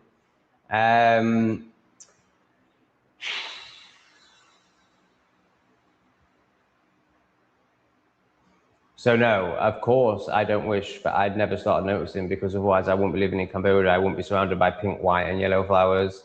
I wouldn't be earning money on YouTube. I wouldn't be doing shadow work sessions with people. I wouldn't have met Lee. I wouldn't have this beautiful life that I have. And you're going to have this beautiful life too. It's just a matter of time. And that can be faster or slower depending on how much you lean in, but it is inevitable. You are waking up. You have woken up. And now you're going to start moving more internally, which I'm sure you're already doing. Like, as you've said, so you use these shit shows as a way of staying in the external or escaping yourself, which is great. You need that. Like, I don't know much about your experience, so I'm making some assumptions now, but I'm pretty sure you're on the internal journey. I'm pretty sure you know. When I speak of the internal journey, I'm pretty sure you at least have an intellectual understanding of that, and you may have felt it too. But there's only so much we can be with that feeling, including myself. You know, I don't spend all my day meditating. I spend most of my day on my laptop producing things, what you're watching now, or you know what I mean. And that's a distraction from self. Now, of course, it's also survival and part of this human experience, but it is ultimately a distraction from self. So I'm still doing it too, because being with self, even though I've been doing it for 10 years, is still incredibly challenging. So honor the escapism, which you are doing, you're honoring it. You're not shaming yourself for any of this, which is fantastic. Why should you? Like, why would you? But the ego might want to, the spiritual ego might want to. The spiritual ego might want to tell you that Taoist is stupid and not worth watching. But if that brings you some peace, if that brings you some release, then fantastic. But do know that you will need, because it's not really peace. The real peace is inside. This is distraction. And just notice that the distractions will be, that your need for distractions will become less and less, or the distractions will become healthier. So, you know, you'll go from this to watching, I don't know, English Refugee, for example, as a distraction. And then you'll go from English Refugee to listening to some wise person speak. Obviously not me. Or maybe me. You know, so, and just honor that, just honor the development. So no, I don't regret it. I have regretted it at times. When you're really in it, when you haven't really left it and you can just see it for what it is, that's a really hard time. Really hard time. And now I never had a job. Like, I'm trying to assess how long that time was for me. It was 10 years. It was 10 years, and that was without even having a job. So if you've got a job, it could be a lot longer than 10 years. I mean, it's excruciating. This is why no one does it. This is why Sophie just carries on spinning in love and light sparkle nonsense. Because it's excruciating. Like, it's only for the very, very, very, very, very brave. The courageous. It starts as courage and then it moves to trust, but you have to have courage soon. Right, I made a mistake the other night. Hello, Trucker Inferno. Love you, mate. You're not called Ryan, are you? I got you confused with a guy called Hairy Biker. You both live in Thailand and you're both OGs. So it's very confusing for me. But I was calling you Ryan last night. I don't think you are Ryan. Unless you've got two profiles. But whether you're Ryan or not, I love you. You've been watching for 2 years and you've always been nothing but supportive. Even when I was a proper dickhead in Thailand, you were even supportive then.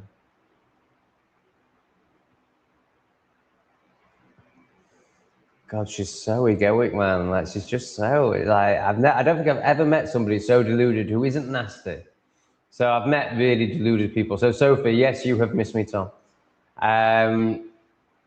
I've met some really deluded people, but it comes with like nastiness and demonicness, whereas Sophie doesn't have that, but she's so deluded. It's unbelievable. Thank you, Josh. Now, I think I'm getting you confused with someone else as well, Josh. I think with somebody with a very similar name that writes borderline hateful comments, but really they're just very retarded, but it's not you. I think he has an orange picture. So yeah, sorry, that was, you know, you haven't donated money for me to just say, I think this is a borderline hater and retard. I don't think it's you, to be clear. I wish you'd left a message. I want to get to know you more. Like, if you're donating, I recognize your name, and I've got it confused with this other person. So I'd really like to get to know you, Josh. If you could leave a comment, I'll bring it up. You don't need to super chat again. Thank you for the 5. It's massively appreciated. I want to disconnect you from this other person that I've got you linked with, purely just because you have a similar name. That's the only reason. So if you could leave a comment and we could get to know you a bit, Josh, that would be awesome. Thanks for the 5, brother. Much, much, much appreciated. Yeah, so this is Fred, Charlie Beach's former bodyguard, but we shouldn't call him that. He's Fred. He's a man in his own right, and I think he has every chance of having just as big, if not a bigger platform than Charlie Beach, other than the fact that Charlie Beach has been building his for 15 years. Fred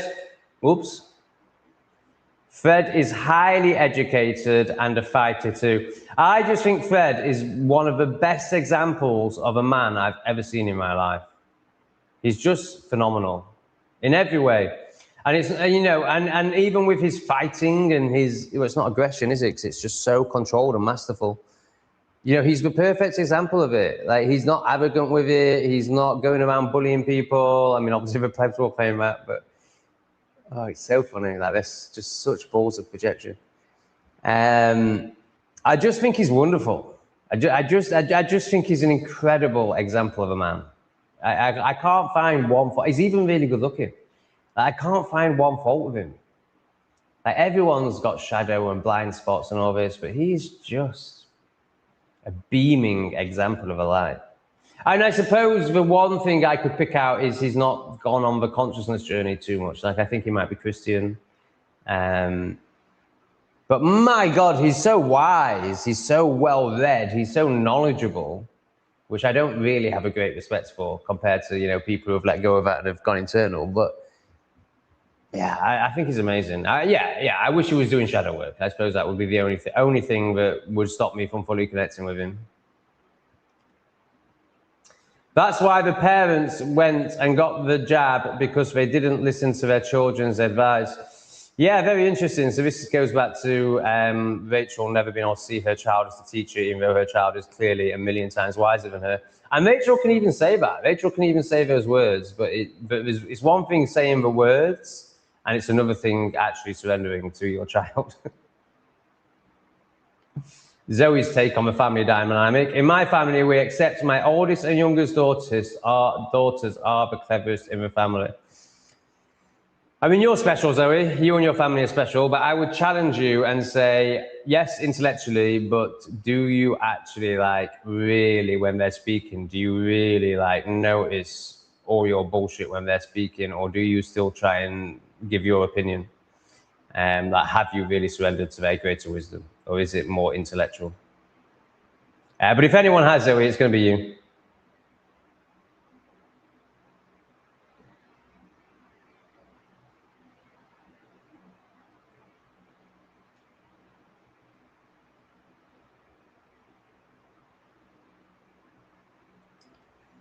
What does Tom think about, thank you for wording it like that, Sophie, Anne Widdicombe's unaliving?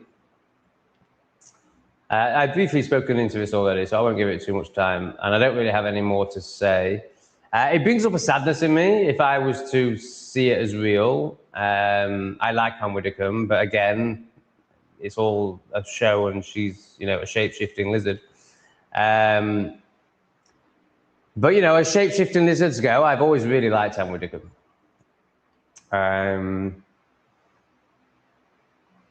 Yeah, so I don't understand this story they're telling us. I mean, I don't even really know what it is, but, you know, is it... Are they trying to say it's a far-right white guy that's done it?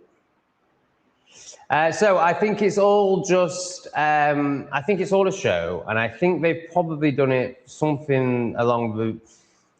So I wondered if, but then this is buying into the bullshit. This is coming out of what's becoming more and more apparent to me, that they're all shape-shifting somethings, and she'll be one of them. But just let's pretend that there are actually some real people in government who are just useful idiots, and she may be one of them, if that's the case. Maybe she was about to step out of line. So I don't believe a member of the public is after. I don't believe it's anything like that. You know, I believe it's a CIA psyop, like everything is. And obviously it's not really the CIA, it's a certain country that controls every other country. And it's not even about the countries, it's about a small group of people that hide behind that country, and the type of people. It's not even the people, it's a small group of people that hide behind them. And they're not even probably people. Like, we can go on and on and on, so I'll just try and stop there and try and speak into it. So there's a chance that she was about to step out of line and give too much truth, so we have to, maybe. That would be my best guess at why it's happened. Or no, that would be my second best guess. My best guess would be that it's just part of the show. So they want to bring in more laws. They want to create more fear. They want everything to be unstable, so they can essentially bring in more laws and enslave you. And they also want to replace politicians with AI. So they need to, one, make the politicians incompetent, Joe Biden being the best example, Kamala Harris being the second best example, and then Boris Johnson being the third best example. Rishi Sunak, great example. You know, give you these either clowns, Biden and Johnson, or just wet, nothing puddles on the floor, Rishi Sunak. So you get so sick of politicians, and this is why, you know, Keir Starmer's hung on for so long through controversies that would have finished politicians off in the past. This is why they're blatantly lying to you now, like blatantly, which would have finished politicians off in the past, because they want you to get sick of them, so that you'll accept an AI government. So, and then also there's going to be the safety aspect of that. So politicians are getting off now, like, we can't have this, like, we're going to have to use AI because they're all just going to get killed. So I think it's something along those lines. What do you think, Sophie? No, we don't care what you think. What do other people in the chat think to what I've just said?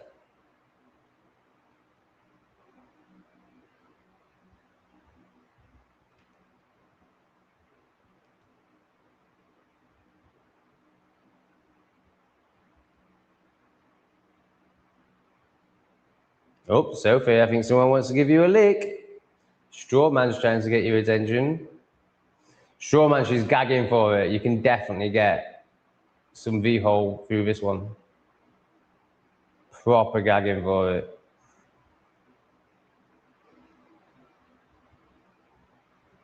Now, I do respect the fact that, you know, this is why she's a funny one. She's got such a strong ego, yet she is happy to expose herself as somebody who's, you know, got no understanding. What's a Fabian, Sophie is asking. A Fabian. Bless her. You know, a lot of people wouldn't dare do that in this chat because they would know that this chat would see that as like, oh, she knows nothing. So, you know, there's some things I really actually quite respect about her. And the fact that I end up talking about her, you know, there's something going on, man. She's some sort of teacher for me, like, through her retardation. Activated charcoal is another good thing for cleaning teeth. Think can mix a little. Yeah, great, love it. Mixing charcoal and coconut oil. So I have, for 5 days in a row, I have twice a day cleaned my teeth with coconut oil and baking soda. And I've been swilling my mouth with baking soda water, and I think it was too much. It got a little bit sore. People will say that you'll ruin your teeth with baking soda. So now what I've decided, now that I've done that and I've sorted my mouth out and there's no bad breath, there's no infections, there's nothing, it's perfect. Now I'm just using coconut oil, but I would like to add that. I would like to add activated charcoal. I totally agree with you. That's a really good idea. So do that as my standard. And then if anything goes away, so bad breath, infections, any sign of that starts, get straight back on the baking soda for 3 days, and it just 24 hours, and it just goes. But I'd probably do it for 3 days, and then go back to the charcoal. I don't know, but I feel like brushing twice a day with baking soda is overkill and potentially detrimental. Debbie has messaged me about apple cider vinegar, saying that people have died from drinking it neat. Now, I think this is just what Google says. I think it's a scare tactic. I've drank it neat for 2 years with no problems. But, you know, also there might be a bit of truth in it. It might be a bit much. It's also very acidic in terms of a pH scale. Again, something I don't really understand. But, but I don't see any harm in diluting it. Like, there might be a bit of truth in what Debbie's found. Not, you know, it's definitely exaggerated and scare tactics, I think. Not from Debbie, from Google. And Debbie's just disempowered enough to still trust Google over her intuition. But also, you know, I have come a copper when I thought I'm trusting my intuition, and it turns out I'm just in spiritual ego. So, you know, I've got to find the balance. So I think the balance is not letting it scare me, not really taking it on as true, but also why not just dilute the apple cider vinegar a bit? Like I don't see why that would have a negative impact anyway on what I want to use it for. So yeah, thanks for that, Debbie. Whilst I don't fully agree, but I appreciate your love and your care. Wow, this is so good. How much are we enjoying the new studio? I was not watching, but I had my last live playing. So I was watching YouTube on the TV, not my channel, obviously. And then I had my channel just playing muted on the laptop, so I could see it. But obviously I'm just doing it for analytics. And oh man, like, so this was just after Lee had set all this up for me. And I was like, just looking at this little box and me like in the box, like, hey, and I was just like, wow, it's such poor quality. But I'd never have considered that if it wasn't for Lee. You know, like I've seen these proper YouTubers, and now I see, like, so I watched the Benjamin Bloom, like just my version of Towie, some football thing. And like he's putting all the club cresses up. And I have in the past gone, how do they do that? And then just dismissed it as like, you know, you'll never be able to do it, don't even think about it. And now I'm like, they're using OBS, like I know what they're doing now, because I've seen it. I've experienced it. I think that's the end of the story. But it's just so much better. It's so much more professional. And it matters. Like, it does matter. If you want to, I appreciate I'm never going to be, in terms of the masses, I'm never going to be a big live streamer because I'm way too controversial, truthful. But I can find more of my people. There's no reason why we've got 54 people watching. Like, that can be 1,000. That can be 1,000. Like, over the next 5 years, there's no reason why that can't be 1,000. But you have to do this to get it. Like, you can't, you know, I've realized, and I see this in myself, like, people are so quick to click off a YouTube video. They're so quick to dismiss a new YouTuber. You know, we've got what we feel safe with. Like, these are the ones I watch. These make me feel safe. I know that if I dedicate half an hour of my time to, I mean, really, it's like, how much can they distract me? I think is where it starts. And, you know, when I was in it, when I was in the terror, I remember clicking on a video, like, let's say Charlie Beach, for example, and just feeling this relief that for the next half hour, I wasn't going to have to be with myself, or 45 minutes, however long the video was. So that's what I mean by that. But, you know, people are so fast to dismiss what's new and unsafe that you have to give them every reason to stay on. Pink flowers. I think that's probably more likely to get rid of most people because they're all fucking retarded. But not the people I want. The people I want will like the pink flowers. Sophie, what do you think of my pink flowers?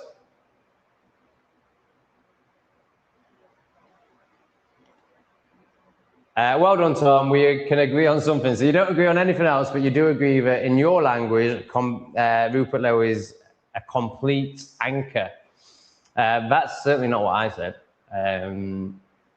He could just be a useful idiot. He could be a really good man who doesn't know that he's part of the club.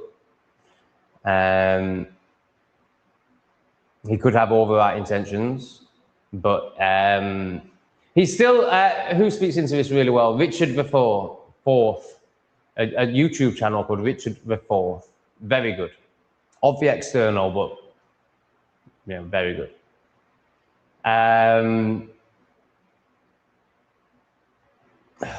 Fuck, why did I bring him up? Yeah, I can't quite remember. So Richard the Fourth isn't enlightened or conscious. He's a Christian. But he's about as good as it gets with the external. And he's totally seen through Rupert Lowe. Yeah, I can't quite remember what I was saying. Something around whether he knows or not, basically. Oh, yeah. So Richard IV is very good at framing the liberal paradigm, how everything at the moment is from the liberal paradigm. And Rupert Lowe is of the liberal paradigm. But that's just conditioning. That's not like he's a bad man.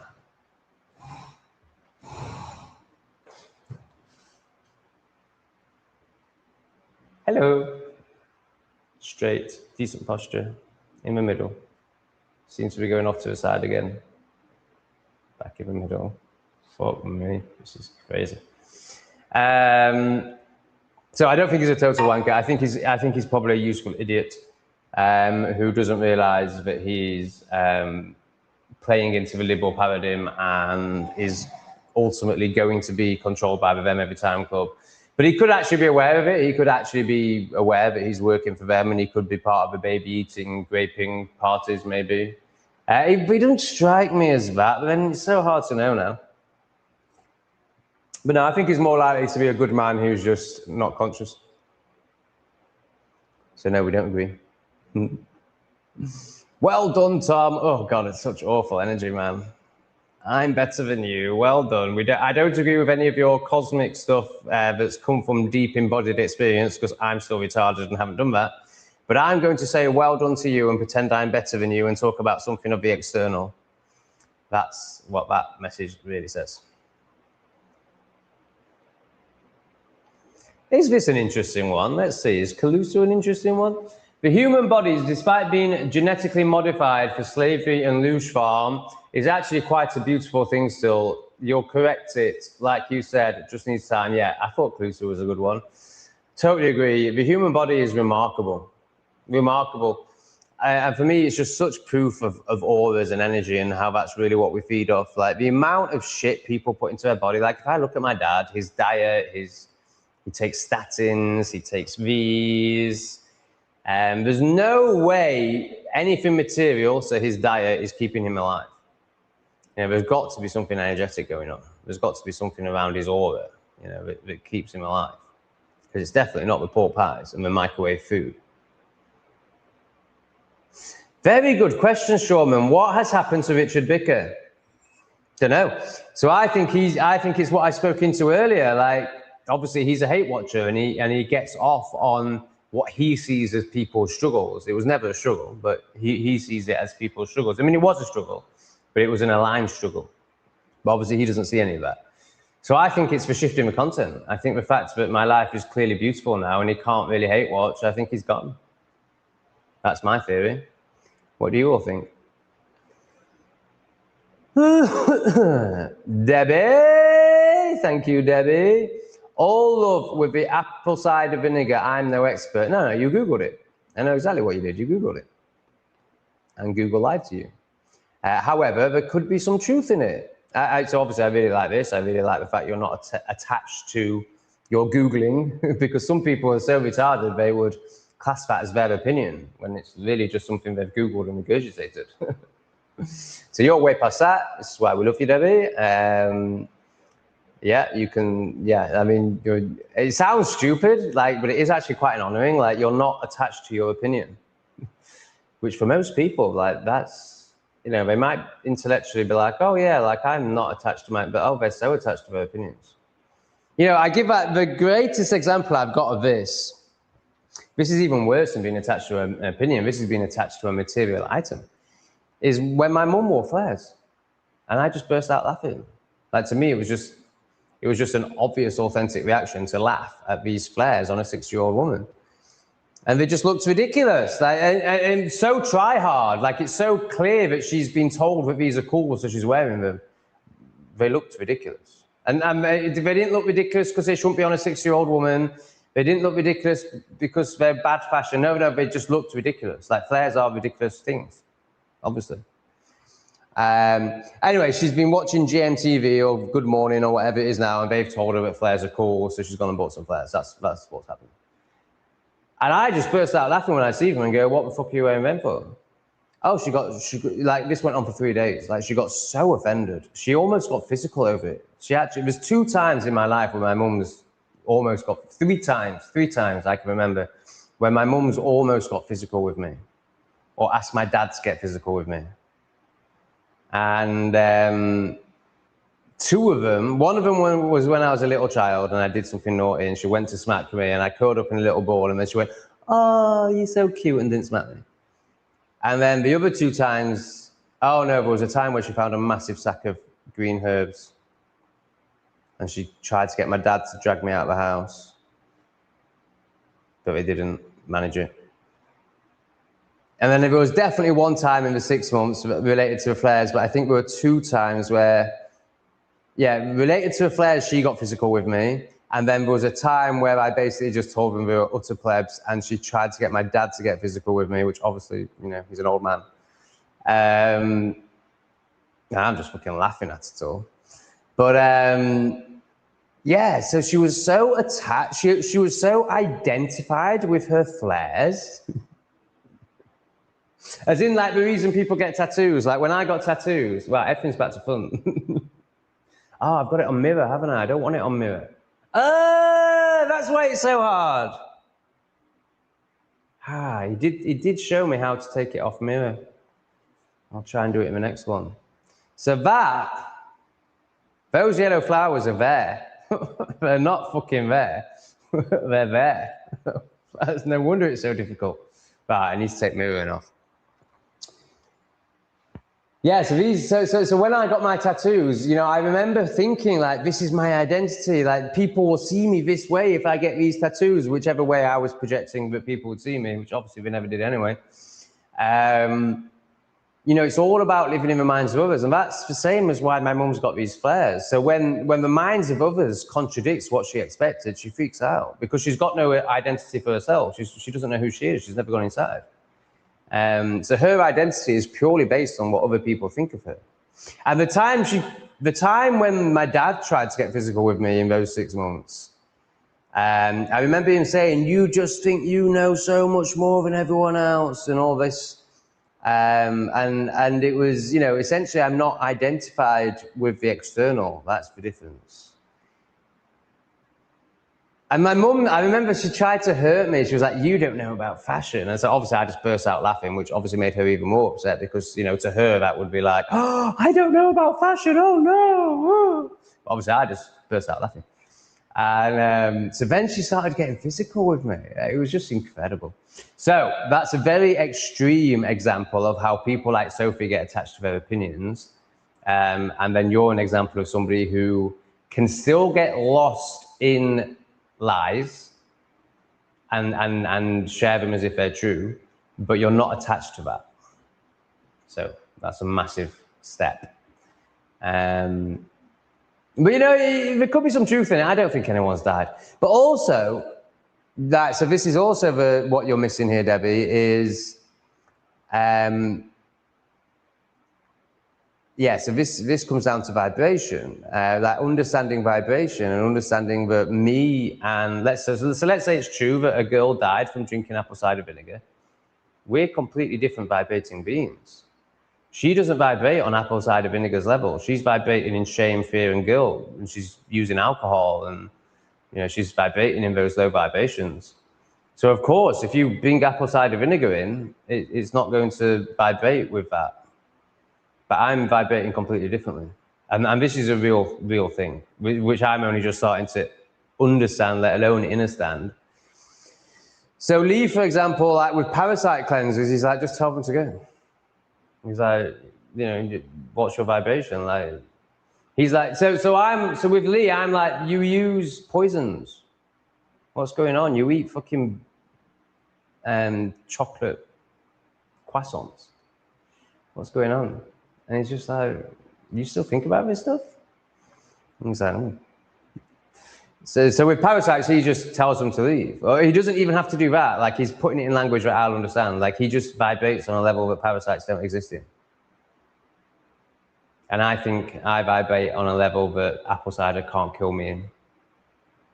But of course, I could just be a massive spiritual egoist and I could die tomorrow from apple cider vinegar poisoning. That'd be funny, wouldn't it? Where's Tom? Oh, the apple cider vinegar got him.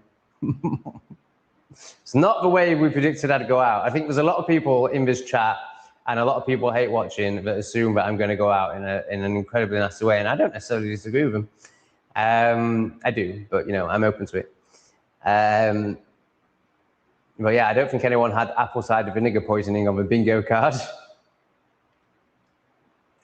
Strawman, they want mini data centers in folks' homes though. Okay, I think I'm ready to let Not Today Satan people on here, actually. I think I can do this. I don't know why I was getting so triggered by it. It's fine. I'm getting very good. That's not the right word, but I'm going to go with it. I'm getting much better at honoring people wherever they are on the journey, unless they're just completely hateful and projecting. But, I used to get triggered by people very recently, like a week ago, by people who, like this. I got triggered with Shawman for talking about council tax recently. I'm not feeling that trigger at all tonight. So I think we're ready to get Not Today Satan on the street. They want mini data centers in folks' homes. They're purposely trying to focus everyone's attention. Ah, right, interesting. It is really genuinely interesting. I don't know why I was getting triggered. Focus everyone's attention on mega data centers. ACFAU made a good video about it. AC. Is that channel that I really like? Oh, I can't remember. A Call for an Uprising. Yeah. He's the best. He's the best. You've got to, if you're still interested in the external, you have, and I still watch this channel, so I'm still interested in the external. You have got to watch A Call for an Uprising. I mean, he's just the best. Like, he's incredible at the external. The best. Did a good video about it. Smart meters, etc. Ring doorbells. So mini data centers. So I don't know enough about this. I'm asking you questions here. I'm not telling you anything. So for me, the Ring doorbells, that's surveillance. So yeah, I guess that's what you mean. I think I've even seen the video, but for me, it's not mini data centers. That's more like enslaving yourself. So they want all the contraptions in the home that give the information to the data centers, and those I think I agree with you. So you're calling the mini data centers because they surveil you, I think. Tell me if I'm right or wrong. And then they feed back to the big data center. But I would see them just as like the surveillance operation, and then the data center as the center that hoards all the data. And you're surveilled from, but using all those gadgets you speak of, and the smart fridge and all that. Am I on the right lines, Strawman? Kerry, the Scottish Pixie. Quite a few data centers being built up north too. So far, no luck with the protests. And of course, media doesn't say anything about it until it's too late. So you mean in terms of people even finding out that they're being proposed? Are they already getting built before people even realize, and then the protests are just too late? But honestly, whilst I don't want to discourage anyone from protesting, and whilst I don't want to come across as though I'm saying there's no point, just lie down, like, that's not what I'm saying at all. But I've just seen enough to know that protests don't work. Not the way we've been doing it currently. There is probably a type of protest that does work, but I would never condone or encourage it, of course. But yeah, as long as we're playing the game from their liberal paradigm, protests don't work. You know, we have to break out of a liberal paradigm. Right, I'm just going to put the kettle on and switch those lights off. I might have a wee-wee as well. I don't think I need to poo-poo. I'm so childish. I'm really been noticing how childish I am. You know, with Daddy, like, you know, with Daddy, I just called him Daddy. The fact I just called him fucking Daddy. I was meant to say Lee, and the fact I called him Daddy, but I actually just fucking said it.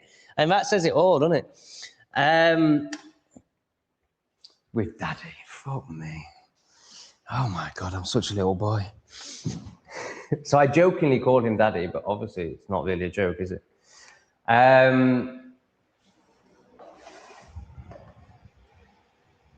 So when Lee called this screen, you can see now Big Tom.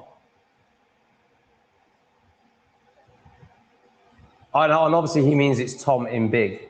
But Big Tom obviously is like adult Tom as well. I could really just feel my little boy being like, oh, Big Tom, Big Tom. Like, I'm so in my little boy. And the fact that I like to talk about poo and wee, and I'm just very immature. I'm just very immature. I'm really seeing it with Lee and how much like I feel like he's my daddy. You know, like he's only 14 years older than me. And yes, he's fucking lifetimes ahead of me. But you know, it's literally like daddy. And then in the English refugee videos, I call him daddy as a joke. There's a great clip where he takes me out on his bike, which is a big bike, and he opens it up, and I'm like, whoa. And then I come back and I go, Daddy just opened me up with his big one. I think it's funny. I think you'll think it's funny when you actually see it. Okay, we're getting issues with Shine. I can't read your comments. Right, this is interesting. This is a learning.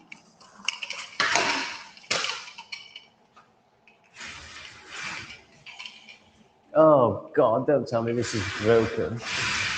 Oh, my God, it's broken. What's happened? Why is that jamming? Are you fucking kidding me? This fucking apartment, I'm going to have to speak to the hippie landlord again. Like, I'm so done. I mean, actually, I quite like him now. Right, this is potentially an issue. This is potentially an issue. Oh, God, I can't even see the super chat section.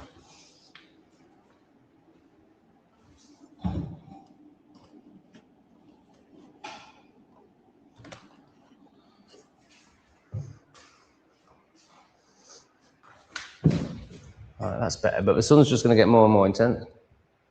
Oh, no, now I'm completely out of center. Coffee time.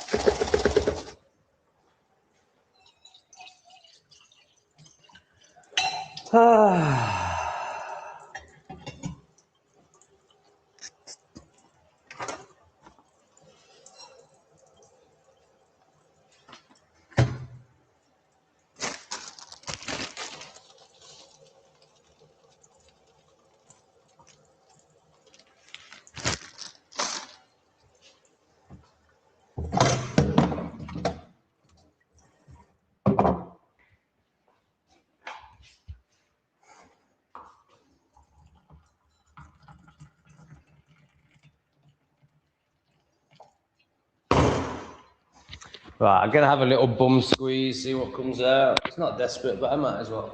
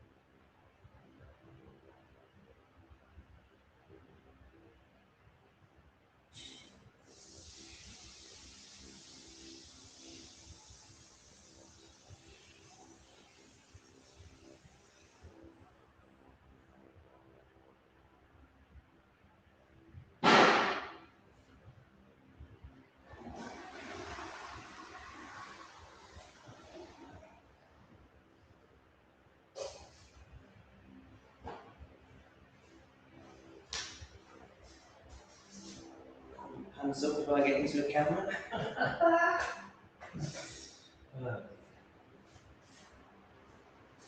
All right, what can I riff into while I stir my coffee? Just keep them entertained. Ooh, no more shekels, that's a shame. Okay, we've read that one. I saw something about this on the back of a tuk-tuk. This is really interesting. I saw an advert on the back of a tuk-tuk that said, "Meet the rats that find mines." And I just thought, that's bullshit. But maybe it's not. They have trained rats to find mines in Cambodia. Actually, there is an awesome centre near you, which we went to last year, makes some good, interesting content. Wow. So this must be what I saw an advertisement for. Yeah, I'll definitely go there. Thank you so much. Because I don't know if this is true, actually. My story is, my fear is, that if I stay in Siem Reap for a year, that I'm going to have to start creating content like this, basically. So, and there's nothing wrong with that. But what I mean by that is I'm not enough. Now, actually, I think the truth is I probably am enough. And the evidence so far, admittedly, it's barely been 2 weeks, is that I can create lots of content every day, no matter what, and it doesn't really matter where I am, without having to do stuff like this, just through my daily life and my humour and the way I am. But also, it would be really good if I could have some stuff like this, that you know, is the focus of the content. Now, I don't want to really resort to like this cafe, whoa, like maybe a 5-star restaurant as a one-off. That could be relatively interesting, but actually not really. And that's why I don't want to resort to it. I want to always be enough myself. However, this is genuinely interesting.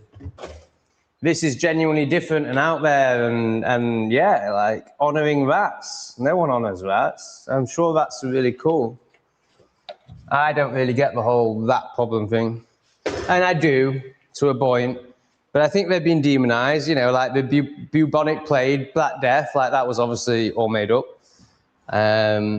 Obviously nothing to do with rats. So I think they get a bad rep. Which is why this mouse has come into my life, I think, to help me connect with these rodents without the judgment that we've been programmed into. Can we have a donation, please, guys?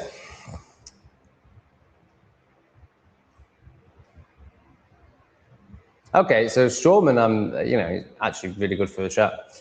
Yeah, and that's why Low wants, yes, he knows, brilliant. Strawman is very awake in the external. Yeah, and that's why Low wants the penalty to will be turned and used against us. Absolutely, for telling truth about government corruption. So obvious how anyone can be stupid enough to want to give an organization that has only ever worked against them the power to kill them. This is where we're at. People watch for Lotus Eaters and listen to them say we should give these people that have only ever done drastically satanic, dark, inhumane things against the people the power to offers. It blows my mind that people can't see it and people cheer for it. Just blows my mind. So this is where I'm at in the chat, so I need to scroll down a bit. Thank you again, Robert. Thank you again, Suspiria. I'm going to get down a bit.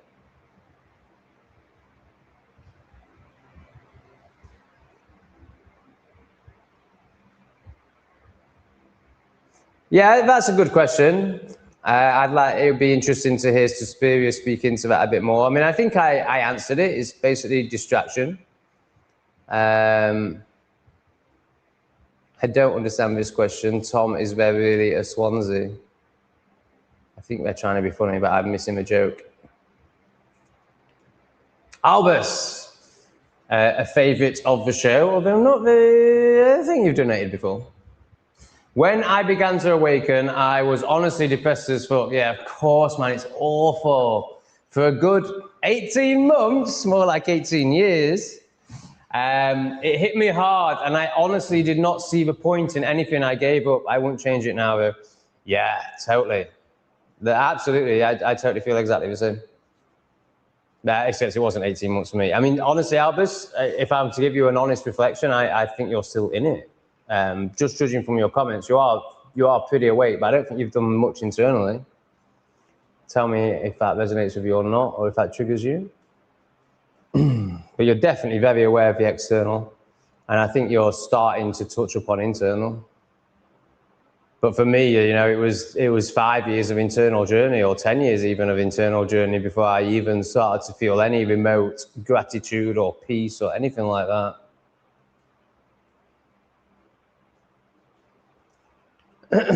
Suspiria, I know a few of the Towie lot. Wow. I mean, that's quite a vibration to be swimming in. I think you probably want to change that quite fast. I don't think you want any of those people in your life. And the parts of you that do, the parts of you that value it, are the parts of you that are holding you back 100%, i.e. ego. I know a few of the Towie lot, but in general, it's just what he said, a bit of escapism. There you go, she knows. Why do I think you're a she? Is that right? Can you confirm your gender, please? I don't want to be misgendering you, but I just assume you are, basically because females are more giving, I think. And the logo, the profile picture could easily be used by a man, and it's not feminine, but it's just more likely to be used by a woman, I think. Yeah, but, you know, and this is the key, right? If you're doing it with self-awareness, then it's fine. And it's inevitable that it will transform if you want it to, when you want it to. It's when if you'd have got defensive over that, if you'd have been like, well, I like it because I'm friends with them, and then you'd be fucked. But this is different. This guy knows Fred is the one. Yeah, fuck watching Charlie, watch Fred. I mean, he's got his own channel now, hasn't he? I don't watch it much, to be honest, but if I was still in that genre, Debbie knows. Why are all the best people autistic? Hiya. Yeah, Fred's great. Fred is great. If you think Fred is a great example of a man, what do you think to young Bob? This is an interesting one. The 17-year-old debater, he uses Fred's service a lot. I mean, I would say him and Fred are very different. You know, young Bob isn't a fighter, isn't the perfect example of a masculine. However, he is extremely intellectually blessed, extremely articulate, more so than Fred, I would say, in those two categories. Even though Fred is very high in those categories, but I think young Bob takes it to a whole another level, like very impressive in terms of his debating skills, his intellect, his articulation. Okay, so I have to speak into this from a few different angles.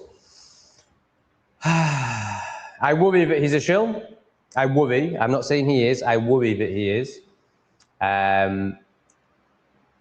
The speed at which he blew up, having said that, he deserves to blow up. Like, he's incredible. Now, obviously, he's pushing politics. He's still suggesting that there's some sort of democracy. He's still suggesting that voting is worthwhile. He's still of the liberal paradigm. He's not telling you to go out and bake shit and burn shit, which obviously he shouldn't be, and I'm not, and nobody ever should do. We should all be non-violent and walk straight into enslavement. So he's coming from a paradigm that's never going to solve anything. Now, is that because he's 17 and naive and doesn't know any other way, and all he's ever seen is the liberal paradigm, so he's working in that framework? Hopefully. Quite possibly, and hopefully. Or is he... You know, what you've got to remember is they know from the minute you're born whether you're useful to them or not. So look at Charlie Kirk, look at the Snake Eyes film. If you don't know what I'm talking about, then you don't deserve to know anything, really, because this is, you know, if you're still of the external and you're not aware of what I'm about to talk about, then you're doing a terrible job. So there was this film called Snake Eyes that was released when Charlie was 3 years old, and it absolutely, not predicts, tells you what's going to happen to Charlie. To a ridiculous level. If you can watch that film or someone speak about that film and break down the details of it in relation to Charlie's death, and you can leave that going, oh, it's just a conspiracy theory, then you're just, it's finished for you. Like, it's jaw-dropping. It's jaw-dropping, the accuracy that this film speaks for. So then you're left with the question, how did they know who Charlie was going to be, i.e. an incredible speaker, when he was 3 years old? Because they did know. If you watch Snake Eyes or someone break down Snake Eyes, there's no question on whether they knew or not. Well, then it has to be astrology. I mean, it could be many things, but you know, the easiest way I can understand it is astrology.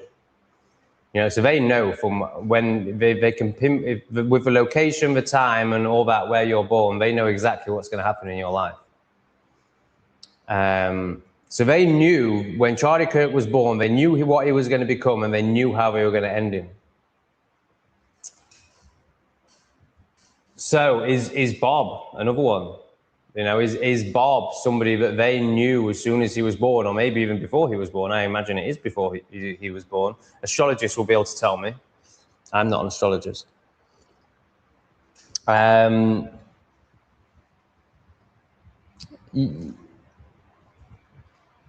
I've kind of lost my train of thought, but basically he either works for them and knows what he's doing, which is keeping everyone in the liberal paradigm, or he's a very talented young man that they've got their eyes on and they know what he's going to become or has already become, and it's not going to end well for him.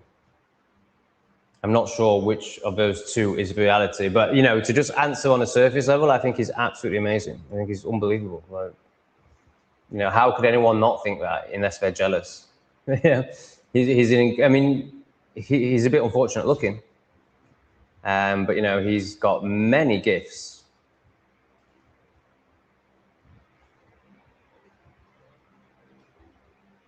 Okay, here we go. Young Bob is an MI5 asset. I'm so glad you put "I believe" rather than speaking with certainty, as if you know.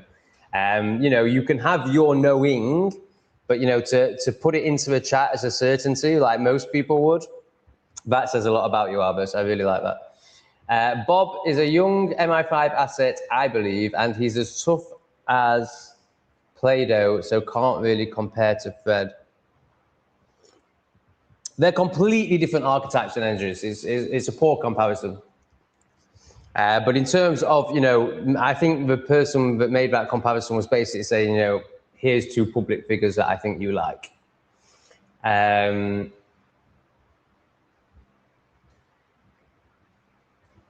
Yeah, I can't, you know, I think I've spoken to it as much as I can. I don't have a belief about young Bob. I don't want to assume one way or the other. I just want to speak into the two possibilities and then let you go from there, because I don't know. You know, I see the two possibilities, but I can't say which one he is. I think it's more likely that he's, I don't want to use the word useful idiot because he's not an idiot, a useful external articulate intellect, a useful external intellect that they are using, I think is the most likely.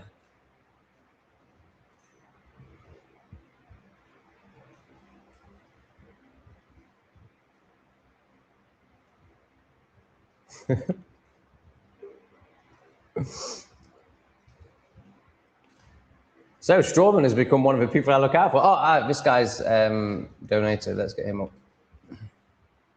No, it's me. Oh, it is you. Right, interesting.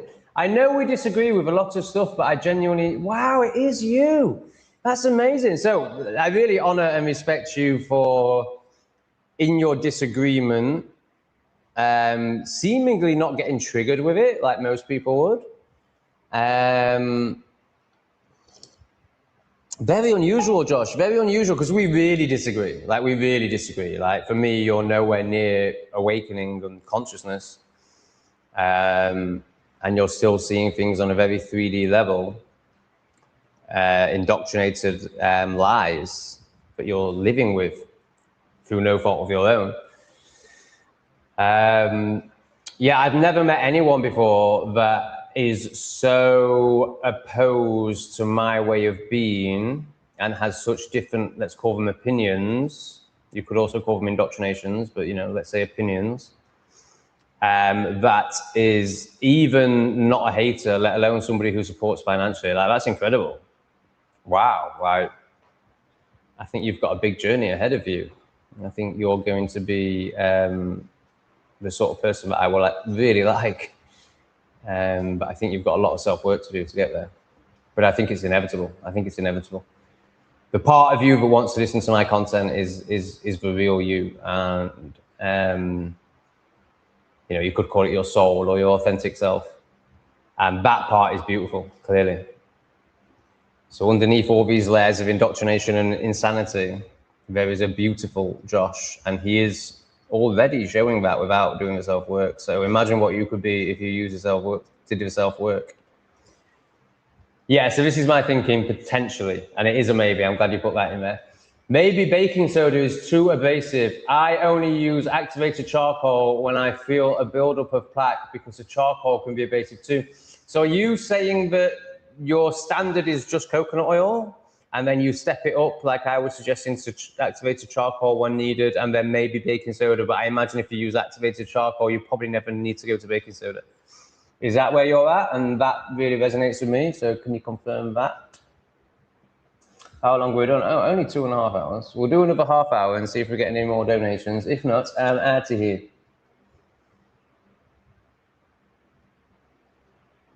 Oh, what's happened? Oh, you're not using a mouse. Ooh, why is it not moving? Because you're just stroking your laptop. You're not on the mouse. You can't just stroke the plastic part of your laptop, Tom, and expect anything to happen. You gaitard. Oh, God, YouTube's something like that, isn't it? Only joking. We love gays, LGBTQ. Not so much for plus bit or the T bit, or any of it, really. You know, stick your cock where you want. Just don't make it anyone else's business.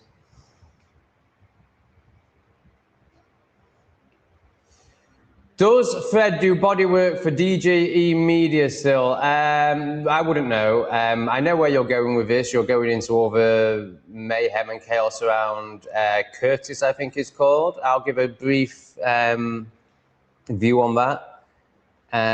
So it seems to me that what he did was something along the lines of take pictures of women in Jim's clothing, which they consented to, but he didn't pay them. Bad act, bad move, bad thing to do. However, it was 10 years ago. He's acknowledged it. He's taken accountability for it. He's acknowledged that that was a bad version of him, and he's no longer that version. And people are just, not only are they desperate to judge him for a minor misdiscretion, which everyone's done, maybe not that exact thing, but everyone has done something just as shameful as that. They want to judge him from something that's minor 10 years ago, and they want to twist it and make it into sexual assault or something like that. Now, I could be wrong. Maybe he's done something else that I don't know about, but I've watched a few hateful YouTubers try and destroy this man. So these are the type of people that twist the truth. So they're calling it sexual assault and all this. So like really deceitful people that have no alignment, you could say, to truth if you need that extra, but it's just alignment. Who are desperately trying to destroy him, and they still can't destroy him. They still can't, you know, because there's nothing there. So I think, you know, he's not somebody I would want to be friends with. He's not somebody I have any interest in. He's very 3D. He's very boring. He's very external. I have no interest in this man. I have no interest in his content. I have no interest in ever going for a beer with him or anything like that. But I don't think I think this is all just left-wing hatred. I think it's all twisting of truth. And I don't think Curtis deserves any of the shit he gets. Now, tell me if there's something I don't know. It sounds like you might have fallen for it and you're in the judgment of him. But yeah, if those facts, that, as I know them to be, are true, then it's all nonsense. But maybe there's something I don't know.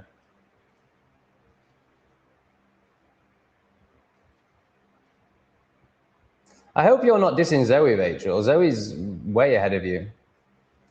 Zoe, you've not been watching Tom's videos, question marks, no offense. They want us all eating books. The veg, okay, so I don't know what she's referring to, so I won't speak into it anymore, but I'm going to be team Zoe. You know, Zoe's met herself.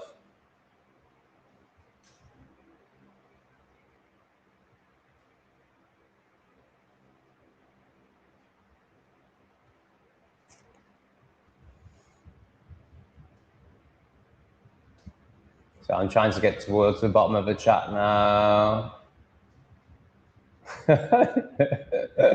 I wasn't hating on them. Hating on your mum's fairs. That's so funny. I mean, from her perspective, I was having a genuine reaction to seeing something ridiculous. That's what happened. I saw something ridiculous and I burst out laughing. That's what happened. Because I'm real and authentic and in the moment and not considering, oh, how are people going to react if I laugh now? Oh, do I have to suppress my laughter and then it turns into a blockage here and then turns into a big C? No, I'm just going to fucking laugh. And like, as if anyone gets upset about laughter, like, stop being such a zombie. My mum's such a zombie. I love her so much. Such a lovable zombie. There's definitely something about you and nature, Rachel. That's definitely your calling. The lands, the herbs, the animals are definitely, and I know this shows up in your life already. You already are aware of this, but I think it's going to be even more than you currently are doing or realize. I really feel that. Maybe you can come and live on my land when I buy some, Rachel. Fuck me, you're going to have to do a lot of work first. You can't even have my WhatsApp number right now.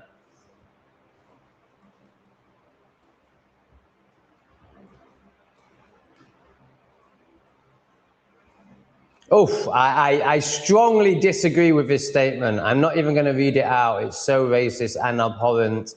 I very much disagree with YouTube. Of course, that was just for laughs and a joke. I totally disagree.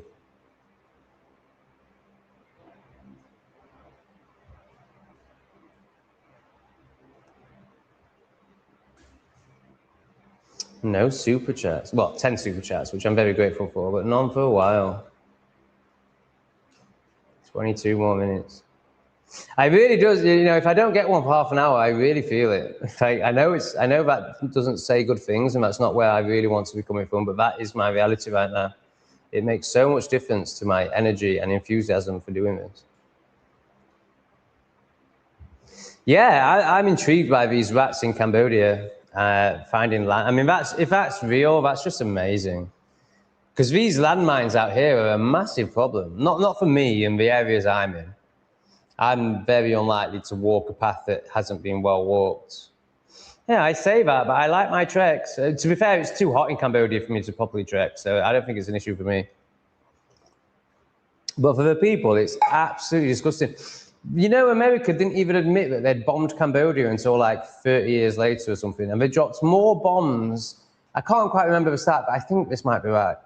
Cambodia has been bombed more than any other, all the other countries put together. Cambodia's had more bombs dropped on it, all by America, all in the Vietnam War. Now, in my opinion, obviously it just should never have happened. And war is, you know, disgusting. It's just the ultimate of theatre playing out. It's just vile. So it should never have happened in the first place. But once it's, so I realize this is ridiculous because you're saying like what demonic, low vibrating, worst of the worst, probably not even human beings should do once they've been completely evil. So I know this is ridiculous. But it should be America's responsibility to clean up these bombs. But the fact, which is billions of pounds, but the fact that they didn't even admit it for 30 years, let alone, you know, what I think they should do, which is get them the fuck out of the ground, just shows how far we are from, you know, ever. Like, let's just say the Vietnamese war was justified, which of course it wasn't. And they needed to drop these bombs. Like, okay, right, whatever. But now it's over. You need to go and clear up those unexploded bombs that are in a country that you weren't even at war with. But no, instead, the Cambodian people just lose their legs. It's absolutely disgusting. Oh, I like this person, I think. But she's talking to somebody else.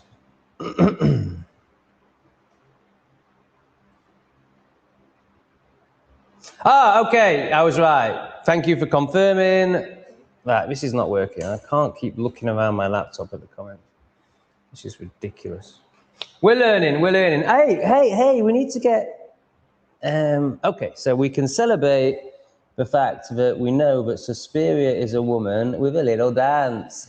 Ooh, Thanos, giving it to us in dancing form. What do you think of my characters? Now, I appreciate, I mean, why, what does Lee use this one for? Like, what, of all the things you could pick in the world, I mean, a dancing Thanos is fantastic. I didn't know who he was until Lee explained it to me.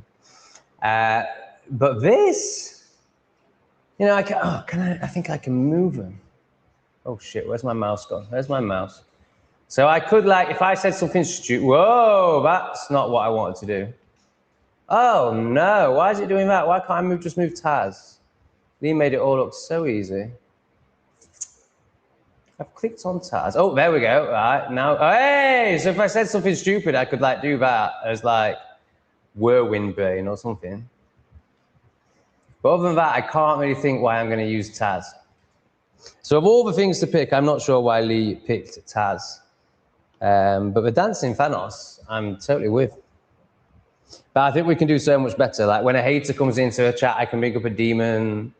Jokers. Oh, this one's a joker. I mean, it could get fun. I could get really lost in these. So let me know what you think of them, because I think they're going to be a big part of my lives moving forward.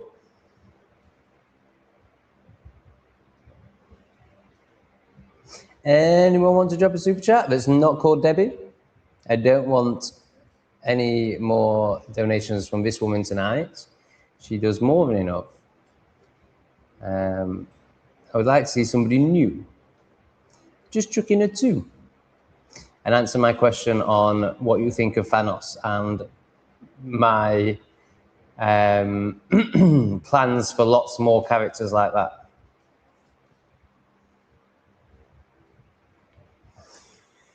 Albus, if you have a data center near your backyard, council tax is the least of your worries. Look at the Americans who have lived beside them and see what it's doing to them. Yeah, I mean, these things are just, cancer rates are going to soar. But, I mean, it's just something I saw on X, who knows, but. There's an office building, I think it's in America, and on top of it, they have some horrible 5G thing, and right next to it, they have some horrible 5G thing. And the claim is, in this X post, that 90% of the people that have worked there for more than a year have developed the big C, and doctors are dumbfounded. Yeah, I know, I'm not even going to say the word think, I know that if you're living near one of these things, you need to get the hell out. Now, I appreciate that your house value has probably just dropped by 30% because of this thing. So now you're basically trapped if you want to have an equivalent house, which your ego will want. But I would suggest giving back to your ego and doing what's right for you and your family's health, because ultimately that will provide so much more than what your friends think about your new home compared to your last home, because that's essentially what it is.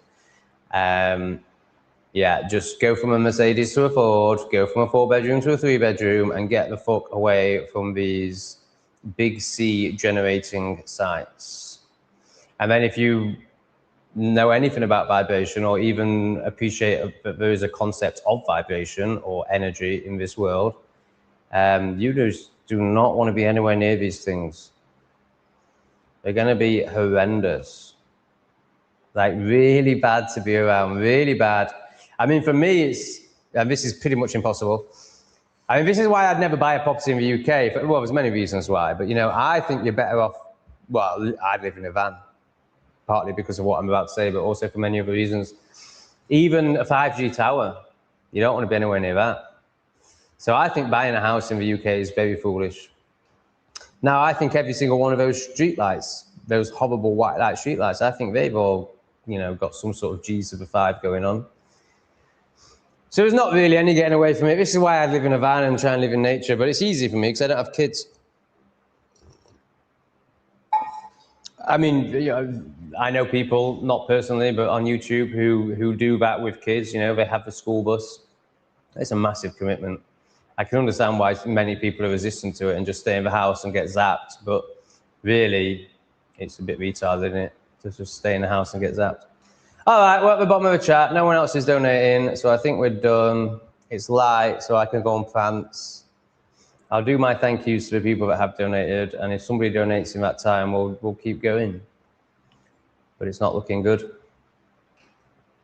So we had Jason early on, which always is very good for me financially, and he makes good contributions to the chat. Thank you, Jason. Debbie, obviously always with her non-stop support and giving because she has experienced the flow.